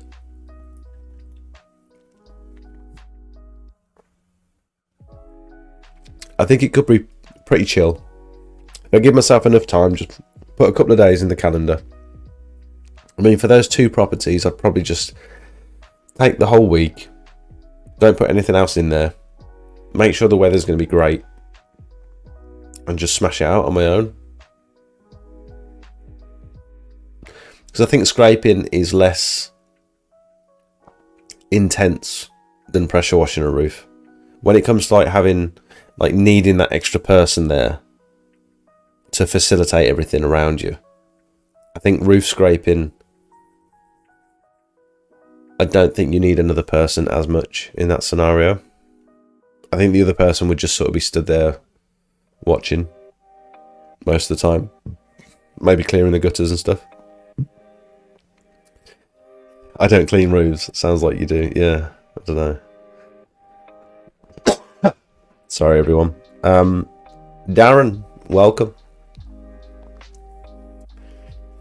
New Prius has a funny rear windscreen, kind of like the RCZ. Really? How do you spell Prius? Plus 2023.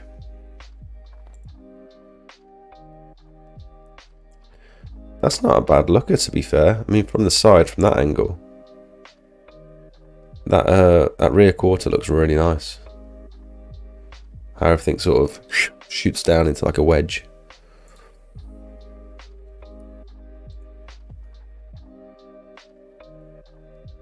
That's actually really nice from the back. Can't see the curved windscreen though.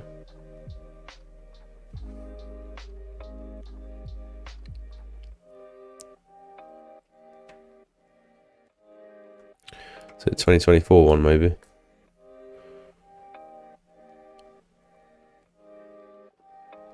I don't know. I was looking the other day at the Stinger, the Kia Stinger, which I think is just generally a cool car in that grey colour. Very cool. I think if I needed no one needs a sporty car, but if I wanted like a big, comfortable, powerful car, I'd probably go for the Jaguar, because these are quite cheap as well. The XF, but there's a specific one with the nice rear lights that sort of go up and over the boot lid. Is it the XF?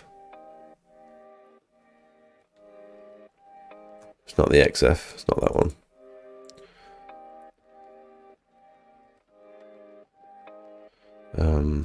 Which one is it? XJ? Yeah, it's the XJ. Look at that. Look how cool that looks. But like a big, comfortable, powerful, but it still looks super posh. Like it's almost Bentley-esque. Yeah, get it with the R kit, all the nice exhaust, and oh, that's a nice car. Does remind me of like a nice big Bentley.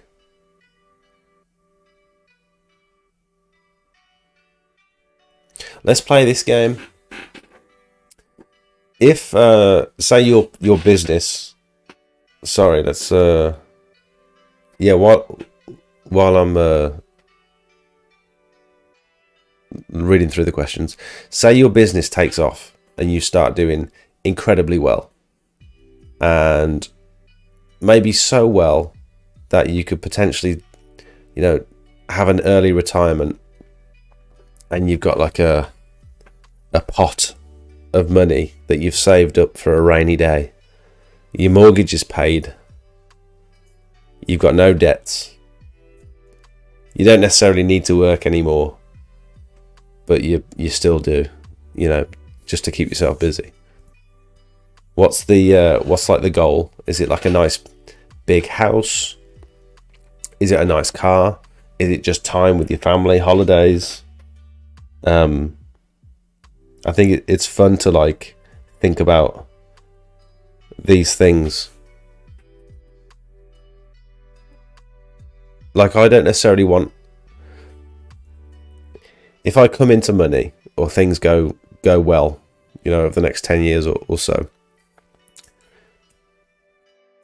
I'm not envisaging like buying a bigger house and having loads of cars on the drive and having loads of land and stuff. If anything, I want a small house. I just want it to be mine. I just want it to be like fully paid off. And I want it to suit my exact requirements. I don't just want a house that someone else has built as a generic, this is what people like in a house thing. I think I'd like to design and potentially build my own house. like a nice big garage, a workshop. Not loads of bedrooms and bathrooms that you then need to, get a cleaner in every week to maintain. I don't want loads of land where you need to start employing gardeners and all that sort of stuff, because it's just like wasted money at that point. You probably never go outside and you never actually enjoy all that land that you've got. You know what I mean? These people come into money and they buy these massive, crazy houses and all these additional assets that they need to then maintain. And it just seems like money down the drain. You've got all these cars on the drive that you need to tax and insure for the 1 day a month that you actually take them out. People are weird when it comes to spending money, aren't they?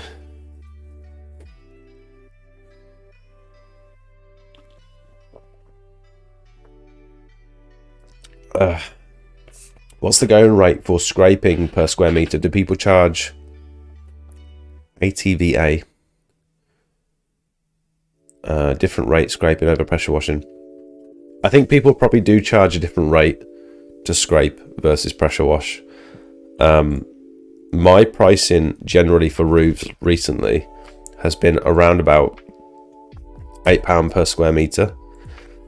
And your average roof, let's just go on Google Earth and find a generic roof. This is the roof, actually. Here we go. Let's just use this one as an example. So, I mean, you saw the pictures on the stream earlier. So let's just go through and measure the way this roof sort of comes out is more like this, because there's a lower roof as well, and then we've got the extension on the back. So let's go with roughly, let's just round it down to 90 meters, 90 square meters. What you also want to do when you're measuring a roof, my understanding is that you've got to also account for the pitch. Because if you look at this house, that roof is quite steep. And so you're losing, if you're measuring it from a bird's eye perspective, you're losing the pitch of the roof. You're not getting an accurate measurement. So I'm doing this one next door as well, which is a little bit bigger. And the access could potentially be a bit dodgy on that one. I should probably visit that one before I commit to actually doing it. Either way. So most people will times that measurement. What did we say it was? Does anyone remember what I just measured that roof at? 90 square meters. So you'd do something like 90 times around about 1.3 or 1.4. I think this one's quite steep in this case, so let's go 1.4. Most people can probably do this in their head. What am I doing? 90 times 1.4. So 126 meters squared. This is just like a rough estimate. And then you want to go into my quoting tool, specifically mine. What did I say? 126. 126 times 8 meters squared. Priced it about £1,000 here.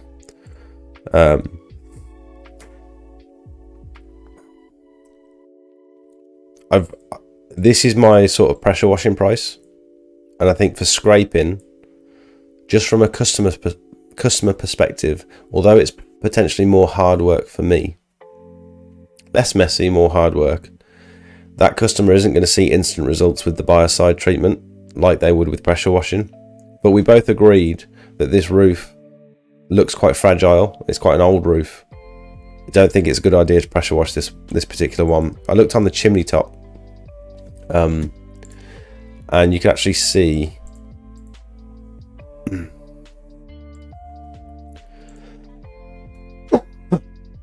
can actually see pieces of the chimney in the gutter here.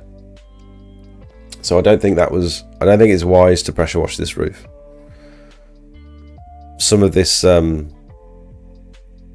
flashing looks suspect as well.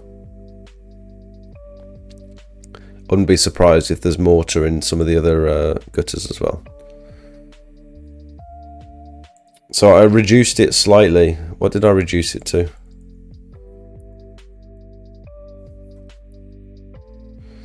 Yeah, I reduced it to about £7 per square metre, I guess. Slightly less. It's a cheap roof scrape, but I'm inexperienced, and so I can't really justify charging any more than that. And if I'm doing it all from the ladder, access is going to be pretty good. I don't need to worry about renting a tower. You know, I'm happy with, I think I said 830 odd, I think I said.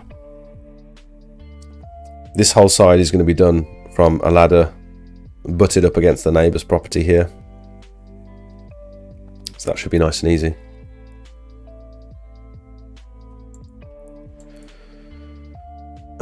And it's led to more work. It's led to me getting the neighbours as well. So it's all experience. It's not all about making as much money as you can physically make. I'm sure I could have probably gone a little bit higher, but I also I kind of want the work because it's an interesting job, something that I don't do every day.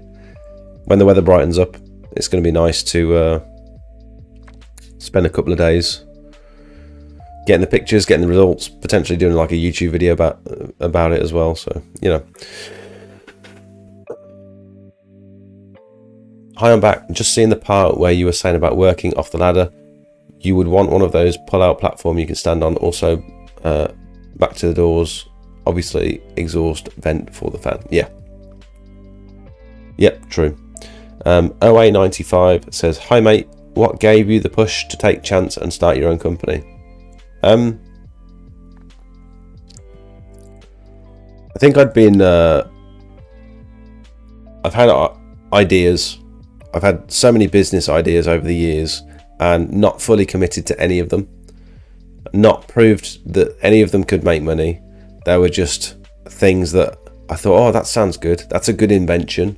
Or that's a good name for a business. Or that's just generally a good idea. And I'd try it. I'd half-ass commit to. I'd get as far as generally. I'd get as far as making a logo. And then that'd be it. And so I thought, you know, I'm unhappy. I'm miserable working for the person that I'm working for at the moment. Literally, I'm taking these. I'm a bit of a.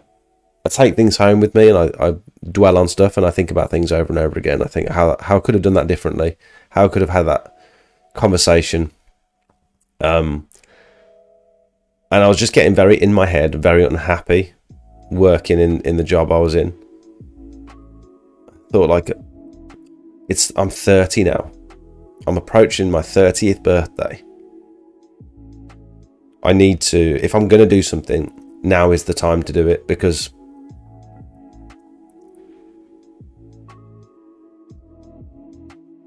I just sort of wanted to prove to myself that I could commit to one idea and see it through. Whether it failed or not, it doesn't matter. The point is, try something for 12 months. Put all my eggs in one basket. I don't mean in a stupid way, not stupidly throw everything into this one idea. I just mean all my time and energy outside of my day job and outside of my family is going to go into this one thing. Not video games, not any other business ideas, not sort of floating about doing other stuff. Just this one thing is going to be my main focus now for the next 12 months. And I think that's very powerful. I think if you get yourself into that mindset, that's very powerful, and that's difficult to stop. If you can generate that momentum. The other thing I did, there's a couple of books that you can listen to on Audible free trial.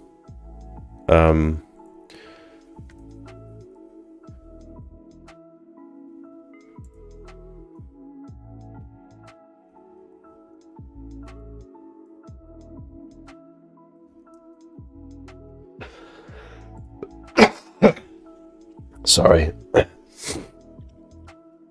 So this would be the second one actually that I listened to, the Entrepreneurial roller coaster. I just stuck this on one day when I was in the van, and it's 7 hours, and it basically talks through. This is part of the free trial of Audible, so you can just download that, start listening to it. This book, this audiobook, changed my perspective on my entire life. The one that had a bit more of an initial effect, I think, was called The Compound Effect by the same guy. And this just essentially goes through how if you're persistent and consistent in doing one activity, there's nothing that can, you can't fail. If you're persistent and consistent at exercise, eating properly, starting a business venture, what are the other things? There's so many examples. I can't think of any. But it's like the compound effect I'd sum up as like the snowball effect. If you do something often enough, you get really good at it, and opportunities open up along the way that you'd have never had before. So I'd thoroughly recommend that anyone, if you've got some like time during the day, or even on the evening when you're not super active, if you like drive for a living, or if you spend a lot of time in the car, stick this on. Or if you've got an opportunity to like put your headphones on during the evening, or when you're out walking the dog or whatever, put this on, because honestly, it changed my life. Literally overnight, I listened to this book and my life changed.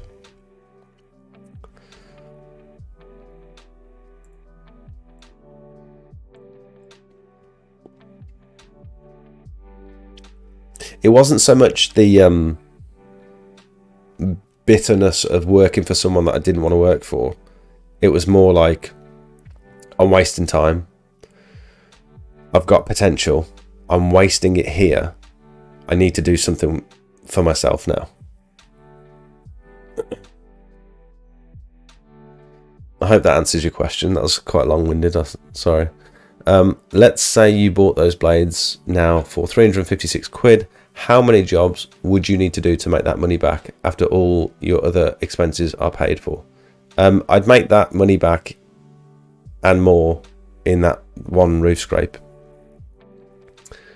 And the fact that I've got 2 roof cleans to do on the same road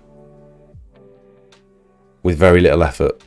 Like I literally just put the quote together the other day.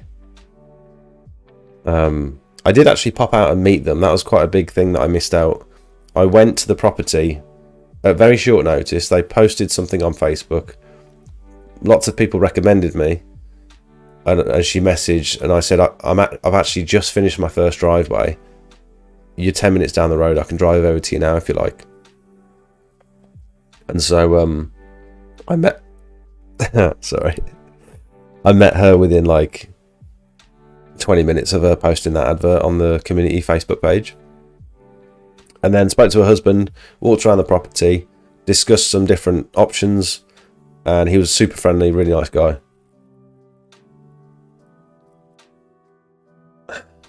And how many jobs could you say yes to, knowing they are in the back of your giant van? Yeah, true. Yeah, it does expand my services. It opens up a lot more opportunities. It's just, I'm not sure if roof cleaning is a thing that I want to do. This is why I'm just sort of testing the waters. I'm scared of commitment. I don't want to invest too much into roof cleaning if it's not something I'm going to be doing going forward. Do you know what I mean? Because say I invest all this money into roof cleaning equipment, and I do 3 or 4 jobs, and I think this isn't for me, or I need an extra person, but I don't want an extra person yet, all that kit's just going to be sitting there. And yes, I could sell it and stuff. It just seems like a bit of a waste. But I suppose it's all experience. And who knows, it might take off. I might love it. I might carry on doing it. Yeah, it seems like a no-brainer, doesn't it, really? You're right. You are right. Sorry, there's been quite a few messages in the last 10 minutes that I'm sort of dawdling here, and I'm going through these comments quite slowly. I'm hoping to start this spring. Looking at a T6 transporter van on Saturday. Nice. Any reason you're going for a T6? The prices of Volkswagen transporters. That is what we're talking about, isn't it?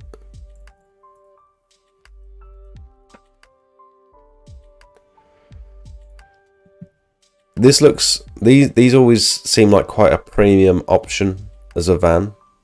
They seem, because they're so sought after when it comes to like the camper community, and just generally having like a nice one that you modify and make it look really posh.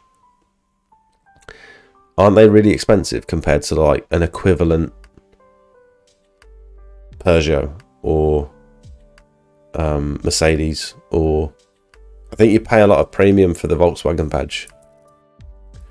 Why specifically do you want that van? Is it like mainly because you're then part of this Volkswagen scene and you like the vans, or is there like another practical reason that the T6 is like desirable? Because I know nothing about Volkswagens. I just know they're very popular, and I don't know why. They look good.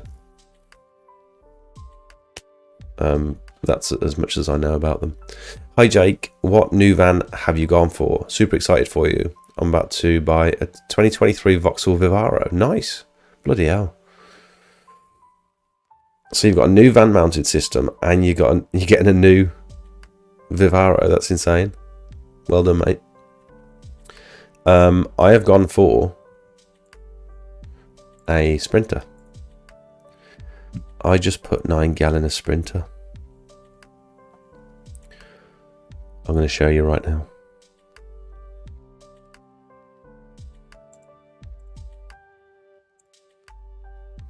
This is what I've gone for. It's within my budget. Seems mechanically sound. Very presentable van. Looks great. Plenty of room.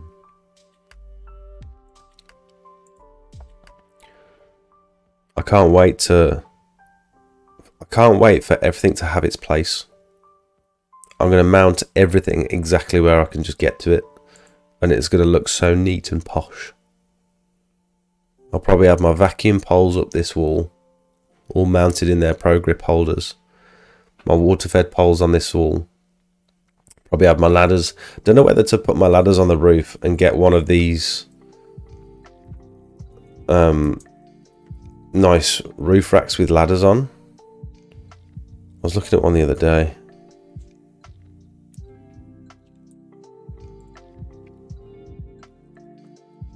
This one.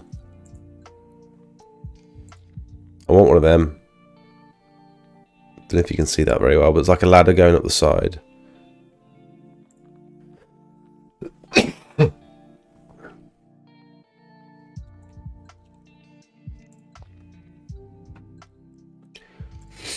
I just don't know I don't know if climbing up to the top of the van to get a set of triple ladders off of the top of it is like a good idea. Or like I want to maximize the space inside the van. And yes, it's like a lot of money for a roof rack, but it could potentially save me a lot of space inside the van. And if this is gonna be my van for like the next 4 or 5 years, I want things to be like, I want it to be really good. I want everything to have its place.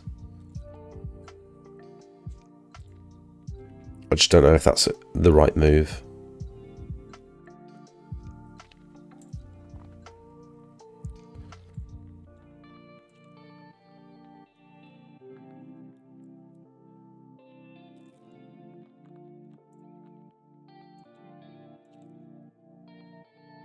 Yeah, kind of like that, I suppose. What do we think of that? Is that overkill? Do I just put the ladders inside the van? Because how do you mount internal ladder van mount?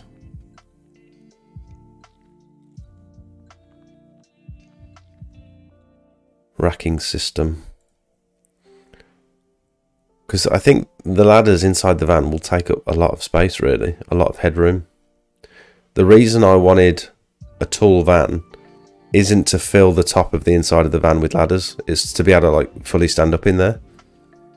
And so if I'm gonna fill the top of it with my triple ladders, sort of defeating the point, isn't it? And yeah, there's still plenty of room to stand up, but I would prefer them on the roof.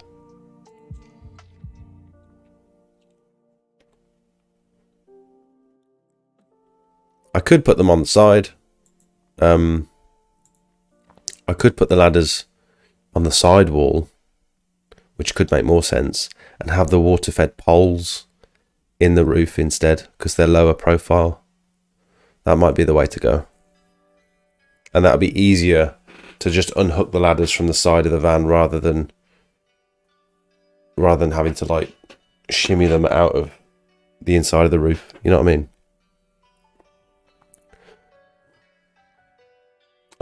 Anyone suggest a pole to go with a backpack, only cleaning walls and cladding and the odd conservatory roof? So the one I've got is from Gardiner Pole Systems. I use the CLX 22 and it's been great. Can't recommend it enough. That goes up to like,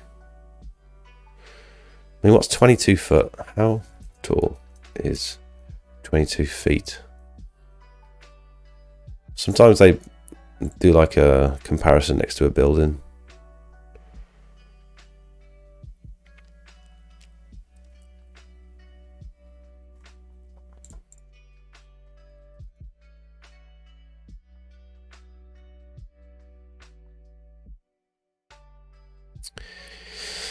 I don't know. What's a good comparison?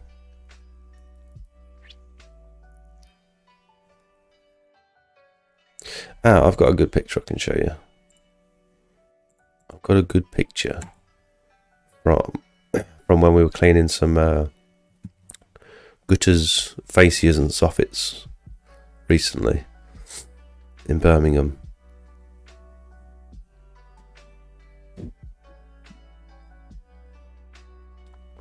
Oh, I need to sneeze.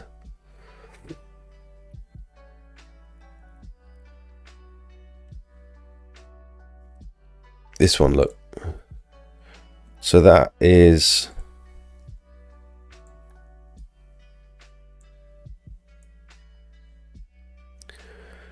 I can't tell if that's fully extended. It doesn't look like it is. Some of the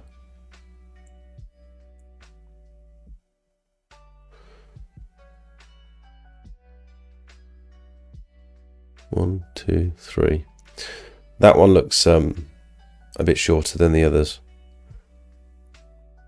But that's pretty, like, for a cheap, short pole, I think that goes pretty high, to be fair.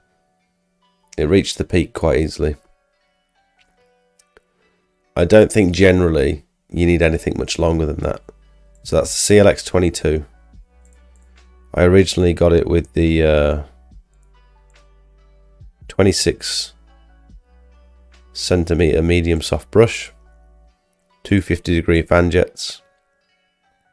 Originally I got it with the All Seasons PVC hose, 10 meters.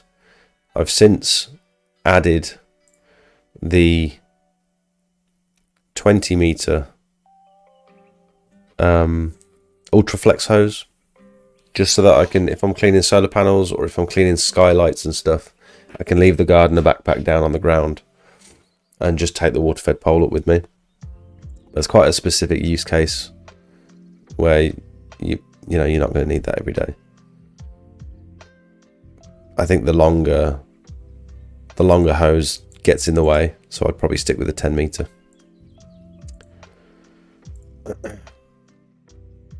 And I've got that with my gardener backpack.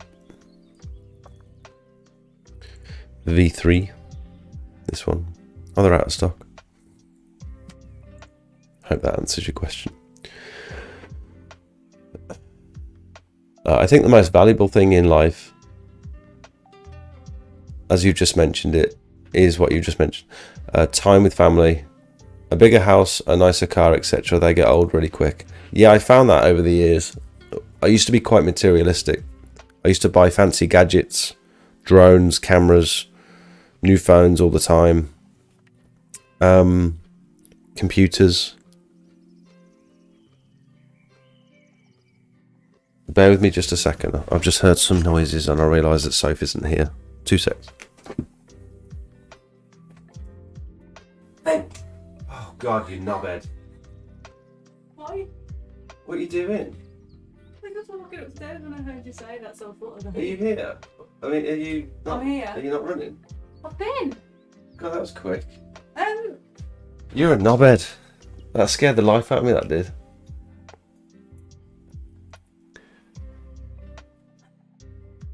That was quick. You normally swim in for longer than that. You kind of got a good workout. I can't even stand up right now.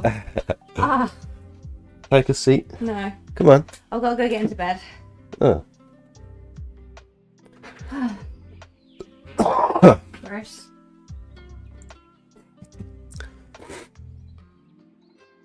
Yeah, I learned What noises did you hear? after being so materialistic when I was a bit younger that you get something nice and new, and that feeling is gone within 2 days. That excited feeling of having this cool new thing, that goes very quickly. What with your camera? This camera, When you smashed it? yeah, I broke my new. I've got a new action camera, what I use for my time lapses and stuff. Audi TT parked at the airport waiting for me when I return from the Maldives. Is that what you want when you get a bit of money? My uncles are stupid successful and they don't value anything expensive they bought after a couple of months. They're always looking for the next thing. That's my worry, is that you're never satisfied, always looking for that next thing. Live below your means, travel and spend time with family, and more importantly with yourself, and connect with yourself on a deep level. Most happiness will come. I like what you said there about live below your means. A lot of people get to a certain level where they're earning a certain amount of money, and then everything they're doing in their life somehow manages to match that. So they've never got anything spare, they're never saving, they're never any better off than they were when they were on minimum wage working in a supermarket.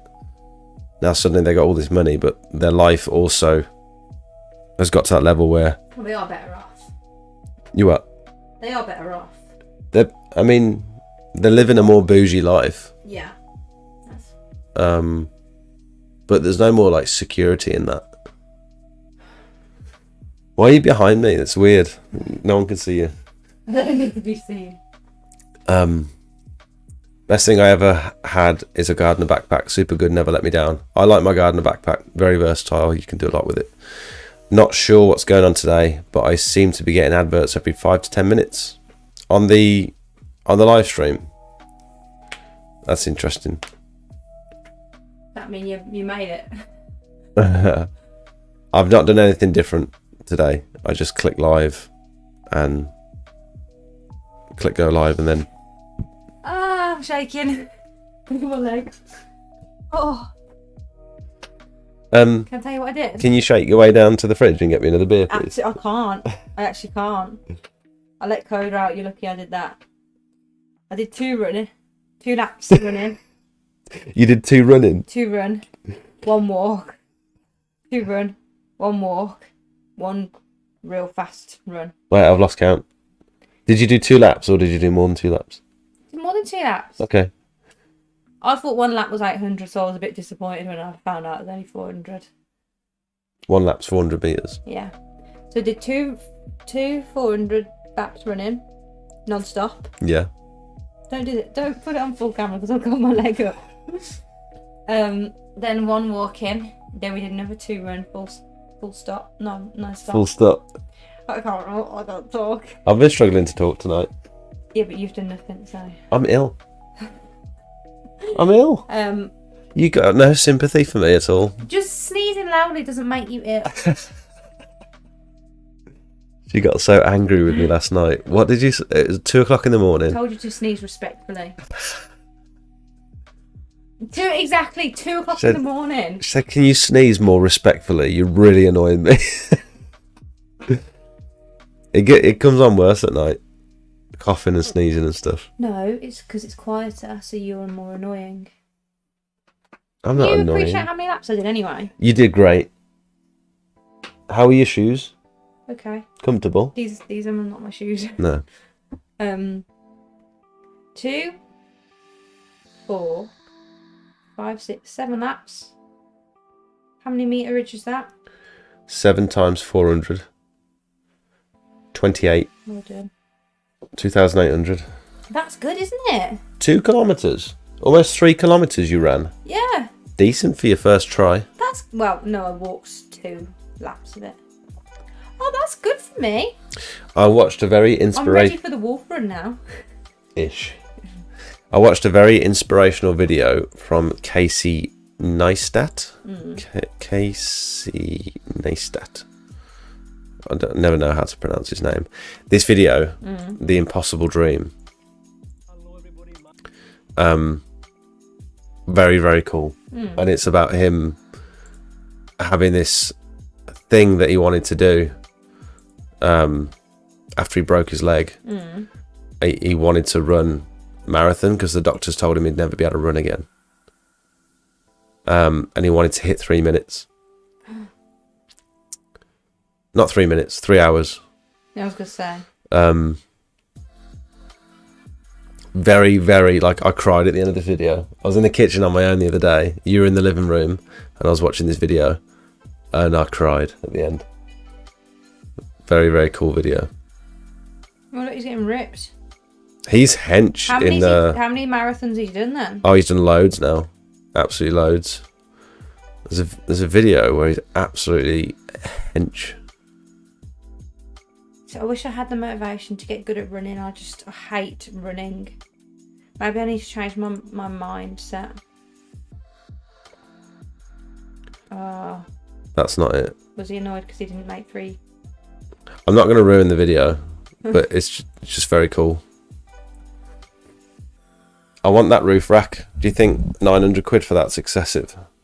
Yes. Even with the ladder? So you can get to the top. Yeah, it comes with the ladder, so I can climb up on top of it. I gotta go. I quite like them bull bars on the front as well. No, kiss me properly. That's vile, see? He's disgusting.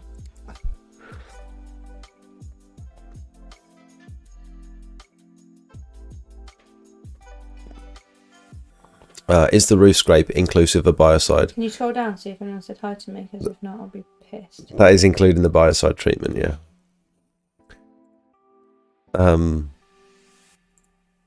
Has anyone said hi to Sophie? No, they haven't. Fucking fuming. Right, that's it.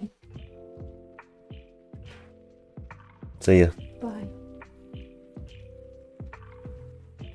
Can I have another beer, please? No. I can't. It means I'm going to have to get up then. Good. Use your bloody legs. I've used mine. I did 2.8. 2.8.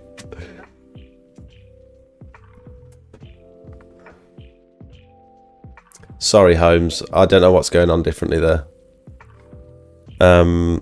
Steve, think international. In terms of like travelling. So late, we'll have to recap. Prompt. Welcome. The compound effect is true, Jake. I'm really good at eating takeaways now. I don't think that's the idea of... I don't think that's the premise. What made you decide to go for it in the end? The Sprinter. Because I was getting really frustrated looking at other vans. I didn't for 3 weeks of solid looking every single day. I didn't find one van that I thought was worth going to view. Everything in my price range was either battered, the mileage was too high, the pictures were rubbish, it was too far away, interior was rubbish, like ripped seats and ripped flooring, or it wasn't ply lined, or it had too many seats, or there was just, no MOT. There was something wrong with every single one that made me not want to go and visit them. So this one I'd already been to visit, just had everything I needed, and it's like, I know it's high mileage, but I'm just going to do it.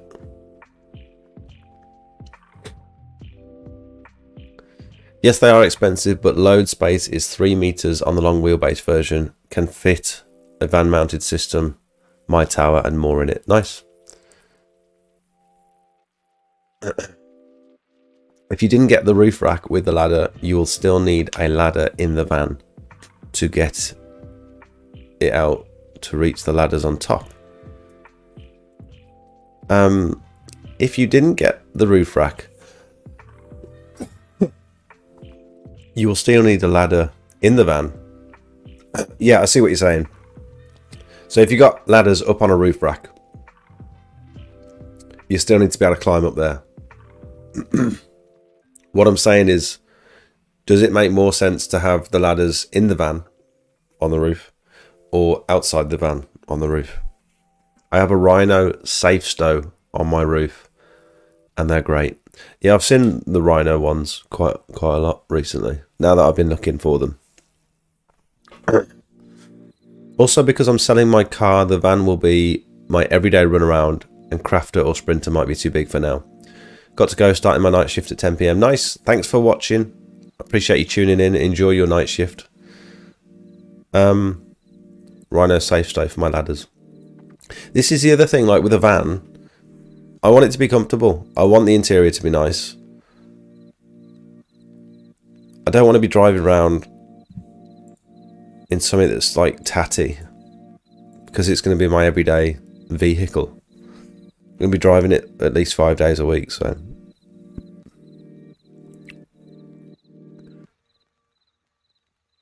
The roof, that roof rack isn't for ladders, really? What, how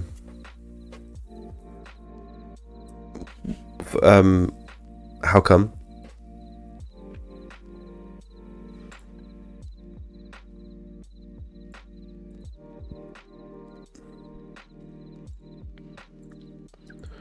Oh, that's just tiny picture. Oh, because the bars are going like down the vehicle rather than across the vehicle.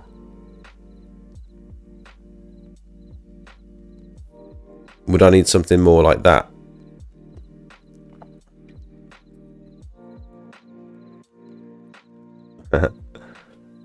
So? She's gone now. Prompt Peak Services says hi.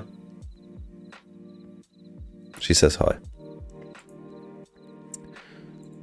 Would I need something more like that?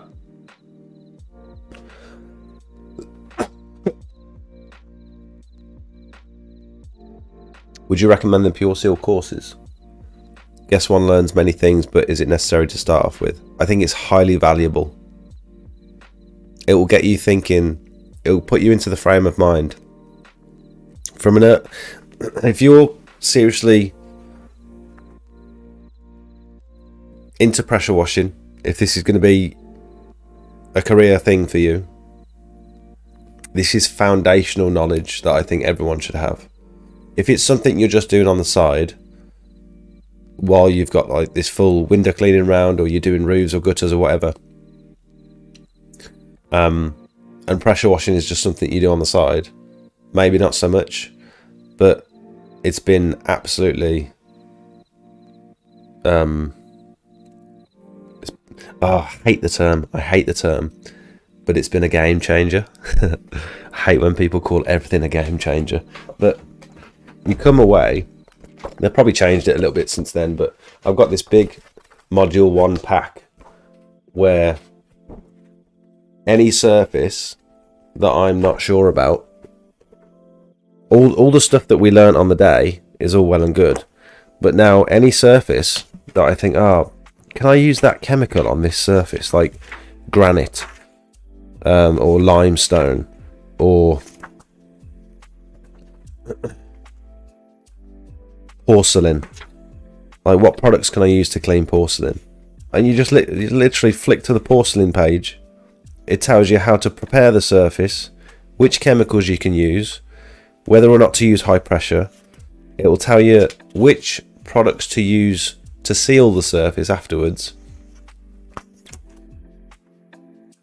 Tells you about maintenance plans, tells you about tarmac restoration, xylene testing, pattern imprinted concrete restoration,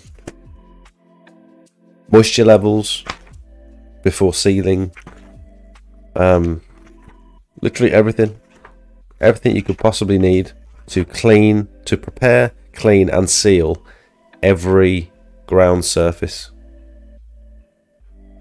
Just for the chemical knowledge alone, to know which chemicals you can use on which surfaces without damaging them, that is worth the cost of the course on its own.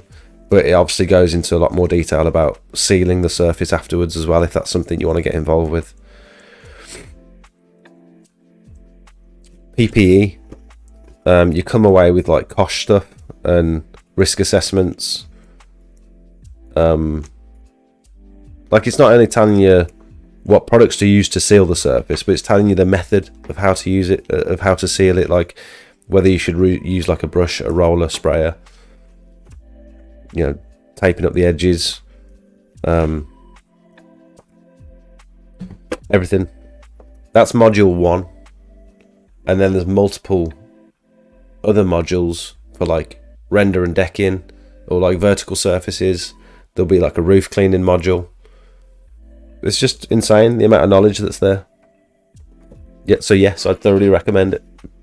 Also, not that it's relevant, but if anyone is planning on purchasing anything from Pure Seal, I've got an affiliate link, because I am affiliated with them. Not that I go out of my way to promote them.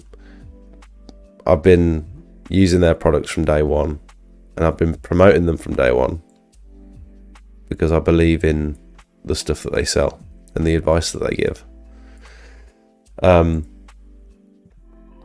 So it was like a natural thing that we discussed, having these affiliate links. So if you do end up buying anything from Pure Seal, if you could click my link first and then make a purchase, I get a little bit of commission off it, so I'd appreciate it.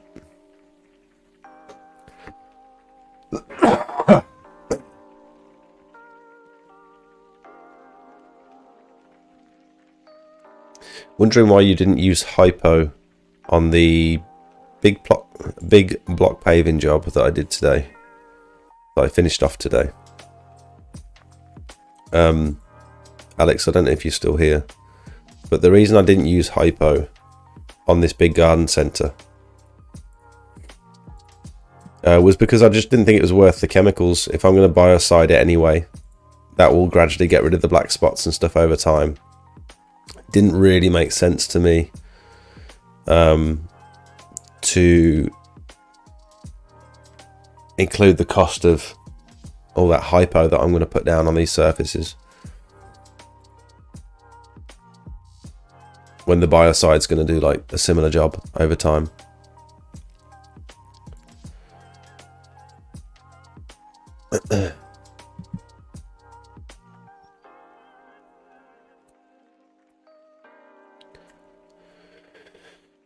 In the van, the roof takes up more space in the van, leaving you with the same problem you start with, cluttering up space. Put them outside on top, gives you more room for more important gear. Ladders, important of course, but you can put, say, Waterfed poles, gut poles. Yep, I agree. It's only for luggage, yes, but you can still have a ladder on the side or the back.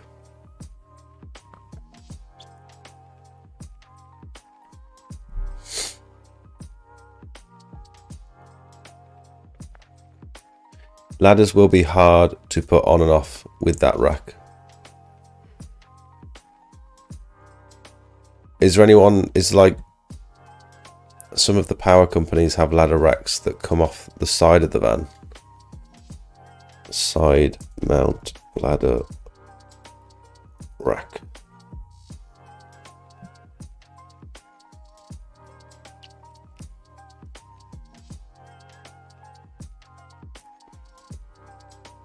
I don't think I like the way that looks.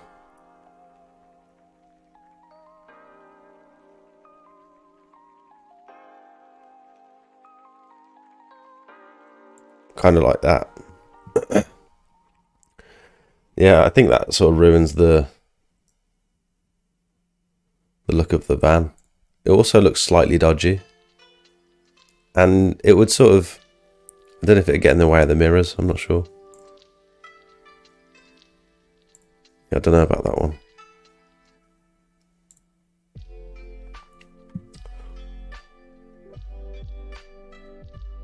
I'd also recommend the Pure Seal course. It includes the biocide training now too, and that manual is invaluable. Yep, agreed.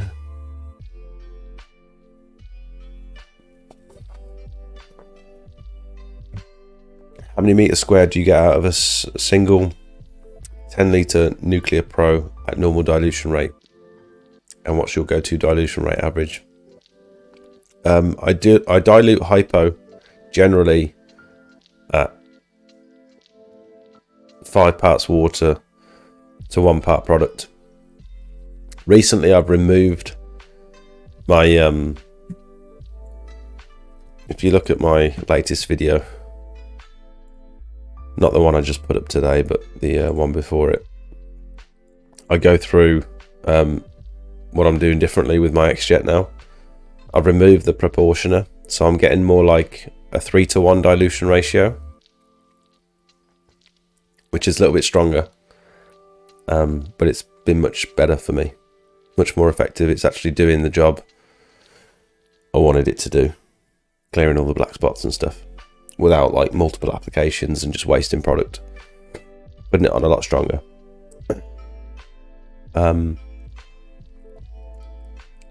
But I'll show you exactly what I used.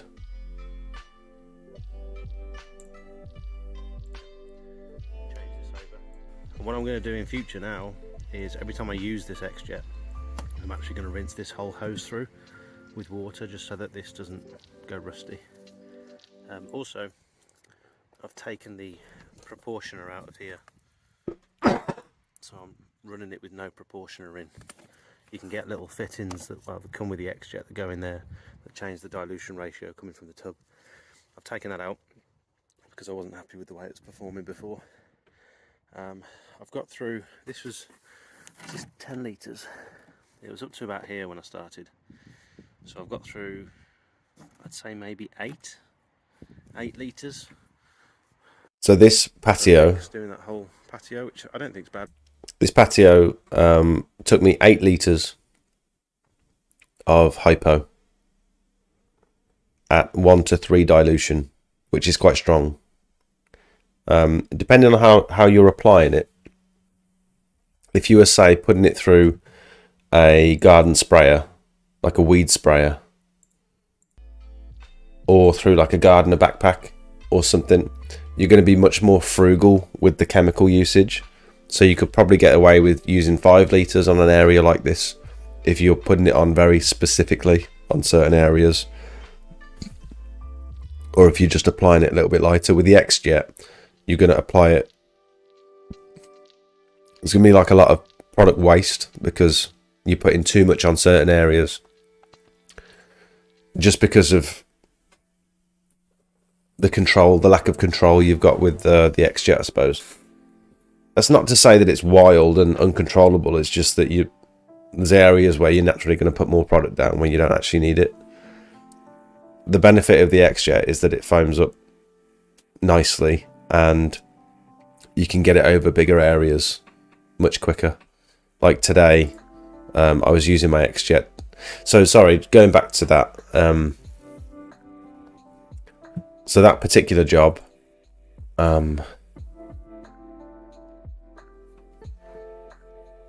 many meters squared was that? I'm so sorry about my coughing. Let's figure this out, because it's good to know, isn't it?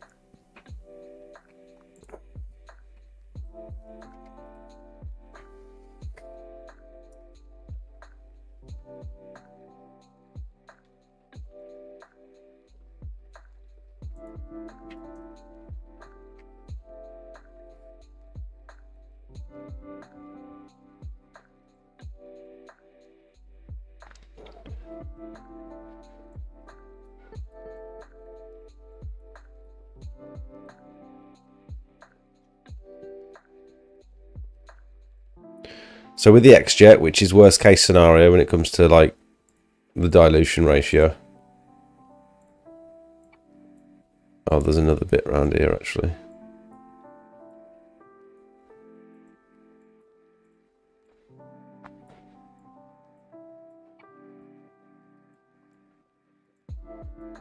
Let's go with roughly that.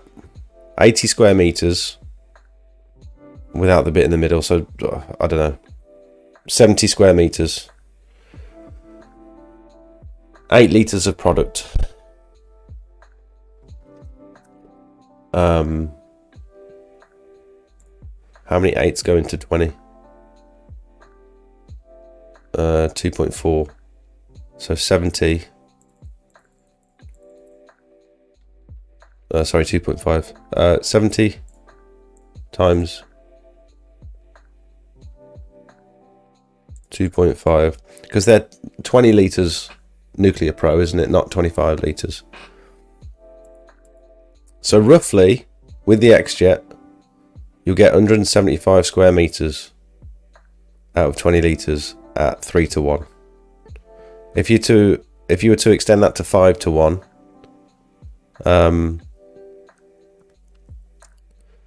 you could get more like maybe 90 square meters. 90 times 2.5. 225 square meters out of 20 liters at 5 to 1. Is this making sense? I might have just confused everyone, I'm sorry. 20 liters of Nuclear Pro at 5 to 1. Roughly 225 meters squared. Maybe. At a guesstimate.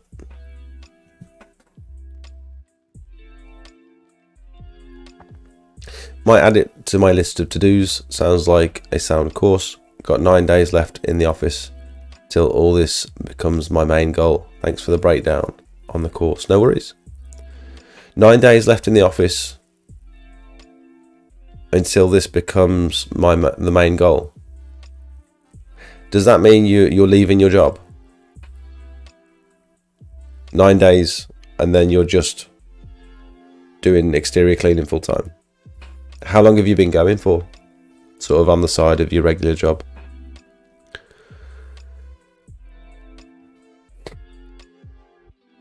Thanks for watching, Lindsay. I think I've probably already missed you, but thank you.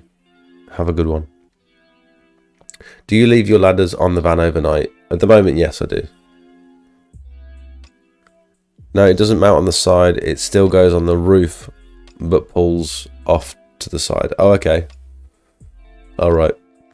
Search stove safe ladder rack.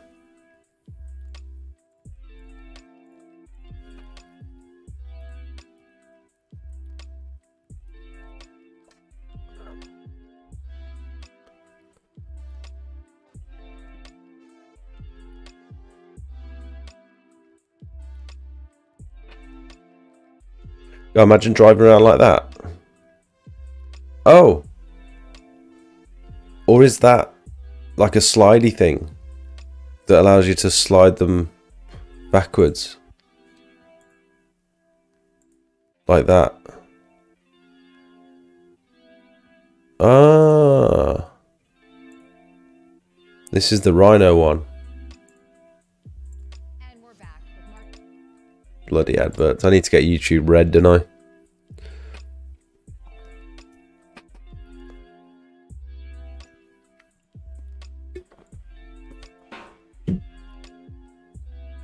Oh, look at that.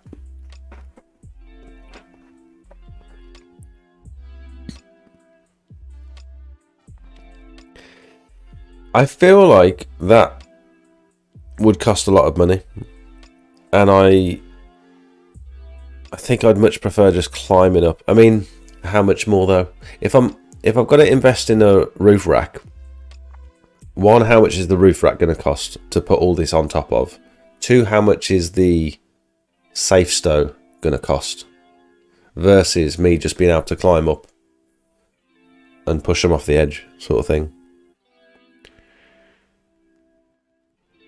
This looks convenient for someone who's not very agile, but I feel like I'm still young. I can still climb. You know what I mean?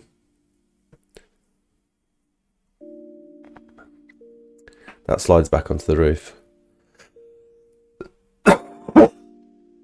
So sorry. If you want an insanely good surfactant, get some L'Oreal dimethyltryptamine. Dimethylamine. Super cheap, and you only need about 50 ml in 20 litres to have a foam party.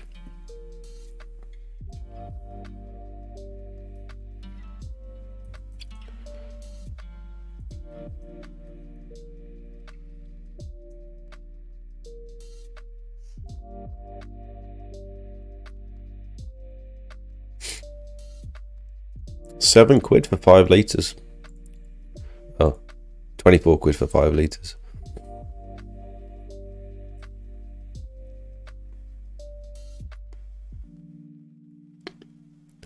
Commonly used in washing up liquids, shampoos, bubble baths, thickened bleach cleaners. So it's bleach safe.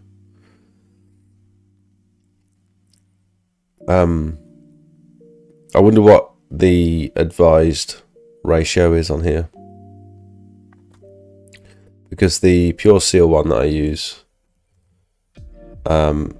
is about 500 ml to 25 litres.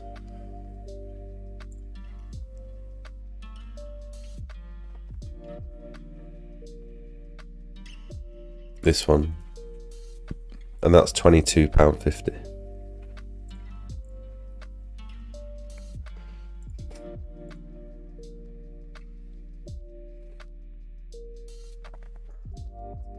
But thanks for the tip, Ben. I might have to try some. When you say use 8 litres of hypo on that job, was that 8 litres after dilution? So like 3 litres of hypo, the rest water? Or was that 8 litres of pure product plus water? That's 8 litres of hypo plus whatever water comes out with it as well at the diluted ratio. So 1 to 3, that would have been 24 litres of product. 24 litres of mixed product with water containing 8 litres of hypo. Is that right? I think so. I think you're answering my question. Just delay between comment. It's okay. I think I've got a little bit more of a delay with the chat tonight because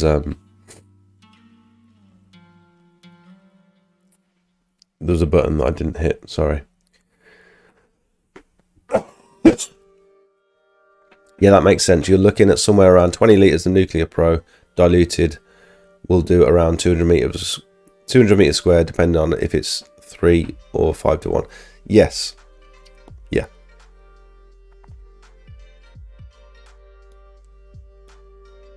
Been learning pest and picking bits on the go. Would like more time to build it all up, but situation determines position. Digital role 9 till 6 plus weekends occasionally, many late hours.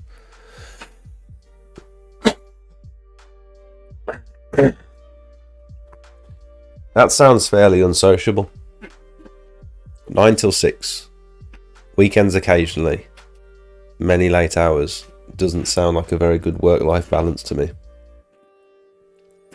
You can also get a ladder mounted to the rear doors, and also Facebook Market have loads of roof racks. True, I didn't think about Facebook Market.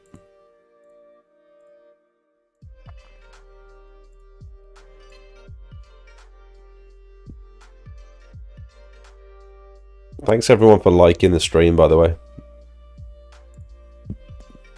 I can see your little love hearts popping up. Ladder, roof rack.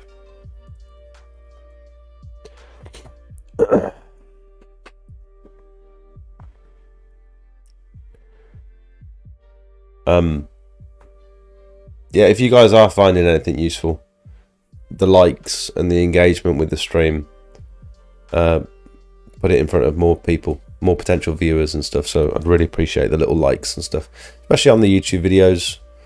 On my videos, if you can hit like on these and maybe drop a comment, it pushes it in front of more potential viewers. So that'd be cool. If you feel at all inclined to want to support me in any way, that would be the best way to do it.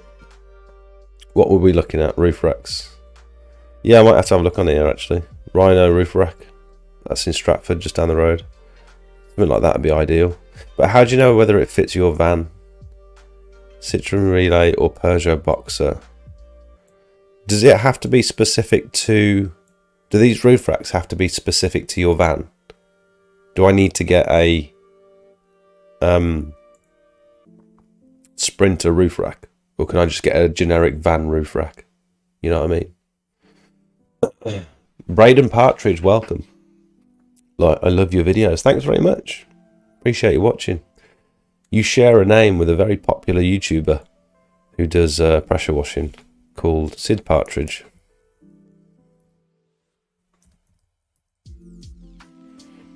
If you don't already know.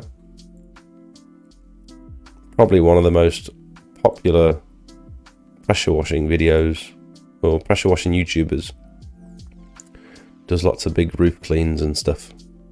He has some quite interesting jobs.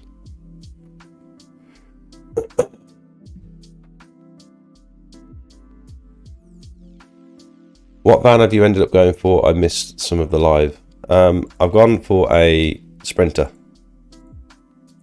Medium wheelbase. Sprinter.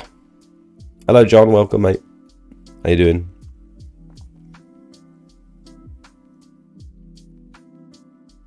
Would have to be for the van you have. Okay. I'm very pleased with this. It's literally the perfect size. It was exactly what I'd envisioned. I didn't want a super long wheelbase thing, but I wanted the high roof. And when I was discussing this with Darren from PWS, he said you want like an L2 H2, which is roughly this, I think. Mr. Mystic, well done. Well done. I mean welcome, not well done.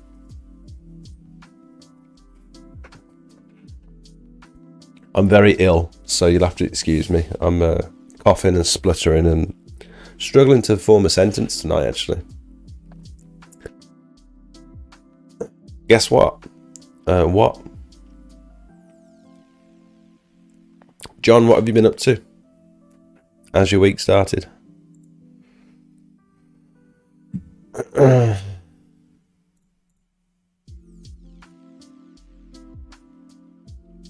This looks cool. Rhino modular roof rack, new shape Vauxhall Vivaro. I like the idea of like powder coated black as well.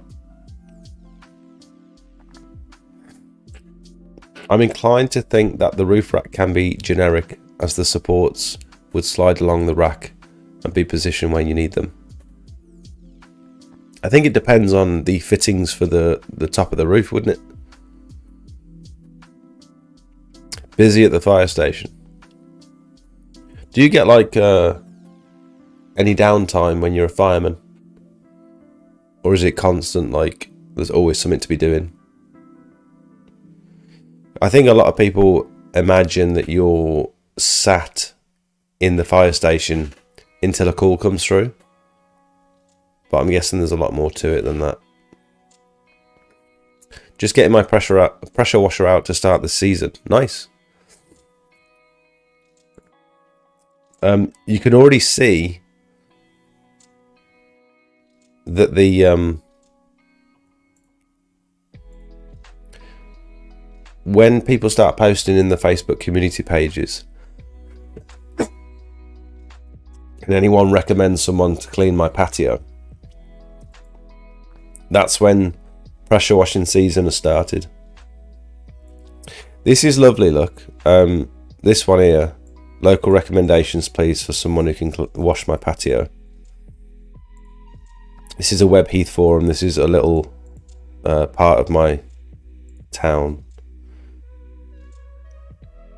Oh god, I need to sneeze. So Jude has recommended me. Sue has recommended me. Dawn has recommended me. Another Dawn. Stephanie. It's crazy how just on this Web Heath forum, I've done so many jobs in Web Heath. Just this random little area of my town over in the corner there that I never even visit. But somehow I get loads of work from that area. And they're constantly recommending me on this forum. It's lovely. Really nice to see. And I don't know why.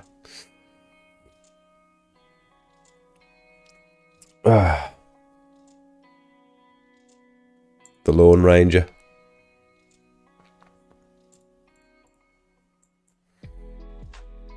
That looks like the gardener pole, but the brush looks slightly wonky there. I wonder if he's got one of them rotating goosenecks. Oh god. There is a lot to do. We are busy all day. It's not just tea and waiting for calls. Yeah, I thought that. Curious, what would you do, ride-alongs or not specific staff but join Jake for the day? Hang on, curious. I've read that wrong, sorry. Curious, would you do ride-alongs or not specific staff but join Jake for the day? They pay you for the ride-along and learn. Join the mate for a few days and learn a ton. I've considered it. I think it would be quite predatory for me to ask people to pay me to jump in my van and come and sort of help me for the day and muck in. I feel like I'd be taking advantage of that person. If I expected them to, like, because they're not just going to stand and watch, they're going to get involved and they're going to have a go on the equipment and stuff. And for me to not pay them seems a bit muggy. I'd feel bad not paying someone who's coming to work with me. And then, let alone for them to actually be giving me money.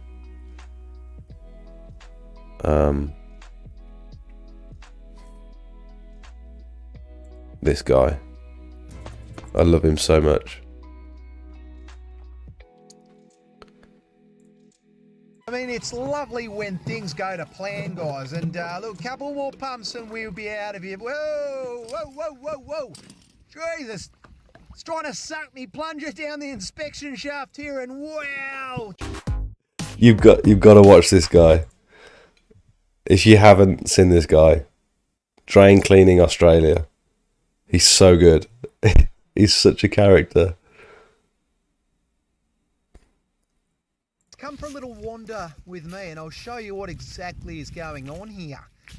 Now, the owner's got everything in the house blocking up. I mean, when I'm saying blocking up, mate, she is chock-a-block. I'm talking showers, basins, baths, toilets, mate, you name it. There's an inspection cap to a dunny inside, or as us Australians call dunnies, you guys might call toilets. But anyway, have a look. There's an overflow relief gully over here. We might gain some access down, but have a look at this, mate. I mean, she is right up to the top there. Look, there's bits of bloody toilet paper and poo and all sorts down there, guys. She should not be this full. You bloody ripper. Let's go get this one sorted. All right, guys, let's wander down and find the inspection shaft where we're going to be able to clear this block drain from. But I got to say, I mean, look at that. It's a bloody day for it. A little bit too bloody warm, you know. About 30, Yeah, no, I know what you're saying, today, Prompt. but so much for a white Christmas here in Western Australia, mate. We are shit out of luck. Send some snow over if you've got bloody snow with you, mate. I'd love a white Christmas. But anyway, here's the inspection shaft. Now, I couldn't imagine speaking so loudly, narrating the video as I'm filming it, while there's like customers floating about, and the way he's like sticking his plunger in and out this drain, like shouting, "Say you bloody ripper!" And it's like if the customer's just like watching you out the window, what? I couldn't imagine it. You got to have some confidence to do that. I thought he put the voiceover in after he's recorded the video. I thought he went home and then added the voiceover, sort of like I do with some of my time lapses and stuff. But he's actually doing it like there and then. So good. what we're going to do is we're going to bloody get this, send the jet up the driveway, and hopefully hit the blockage somewhere between here and there. I cleared my first A drain. bit of a bang. Make sure it's not Well, I'm not doing that again. The multi-grips in there. It's not as fun as the Aussie made out. Bang. I've Come on, mate. I've considered drain cleaning. I've got all the equipment I need. Bit bloody stubborn. There we go. Bit bloody stubborn. He's but got- That's all right. That's what we're here for. Easy does it, mate. He's got the same engine as me. He's got the GX 390. Sorry, the GX 630. Me here. Undo this cow. Look at that. Easy, mate. Now, we'll have a look down here. Now, look at that. Roots. Don't tell me it's that bloody easy, mate. Of course it couldn't be that easy. All right, we got the plunger out. Yeah, we're going to jet it, but we'll try our luck with the plunger first, mate. See if we can knock those roots up. But can you see down there, guys? Look at the lump of roots where the customer sewer connects to this inspection shaft. Have a look down here. Bloody cockroaches. Surprise, surprise, surprise. I mean, it wouldn't be a block drain without a cockroach. Now, I got a wiggler tip. you silly buggers, you want to bloody get out of here ASAP if you know what's good for you. Otherwise, you're going to be in about 1,000 pieces in about 5 minutes. So, let's get the plunger out. Yeah, all I'd need Alright, how for lucky drain are we cleaning going to be? is like a That's thin, the plungers high-pressure out. draining hose, Those like roots off. a jetting hose, Give her a try, mate. and the appropriate like turbo nozzles that face backwards, that sort of they spin like that, but they also project water backwards, so they push themselves forward. It's definitely trickling through. But nah. All right, enough playing games. Let's get the jetter out. Look, that's my engine. He's got a nicer rev adjuster on his though. That's what I want for mine. All right, no more Mr. Bloody Nice Bruce. Here we go. Let's feed the hose up and let's absolutely annihilate this blockage. All right, so you can see we've fed it up the client's drain now. We'll start there and we'll just go to town on it, mate. Let's let it rip. He's so enthusiastic. I love it. Away. I bloody love this stuff, guys. Where would you rather be? Come on, you good thing. Let's do this.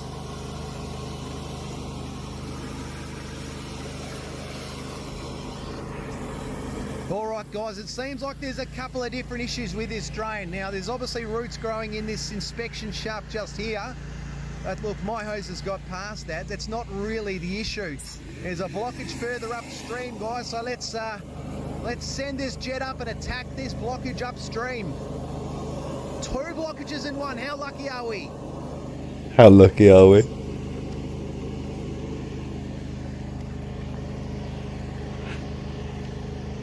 No one wants to insure you on drain jetting without 5 years experience, really? That's interesting. And you couldn't just type in like pressure washing instead Bloody hell, of mate, drain we are clearing. going up a country mile. Because you could argue that it is a form of pressure washing. I suppose if they have a specific like See all drain the ads like this one? clearing section. I want to go and watch this in bed. Now we still haven't hit the blockage yet, but you can see the water from the jet is I've, streaming past these roots here. I've been going for 3 hours, guys. I'm going to go and grab another beer, and I'm going to go and watch this in bed, because I'm starting to...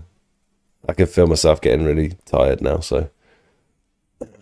Thank you all so much for watching. I'm going to go and get some rest. I've got a day off tomorrow with the kids. I'm going to take them to the cinema. And, yeah. Enjoy the Aussie.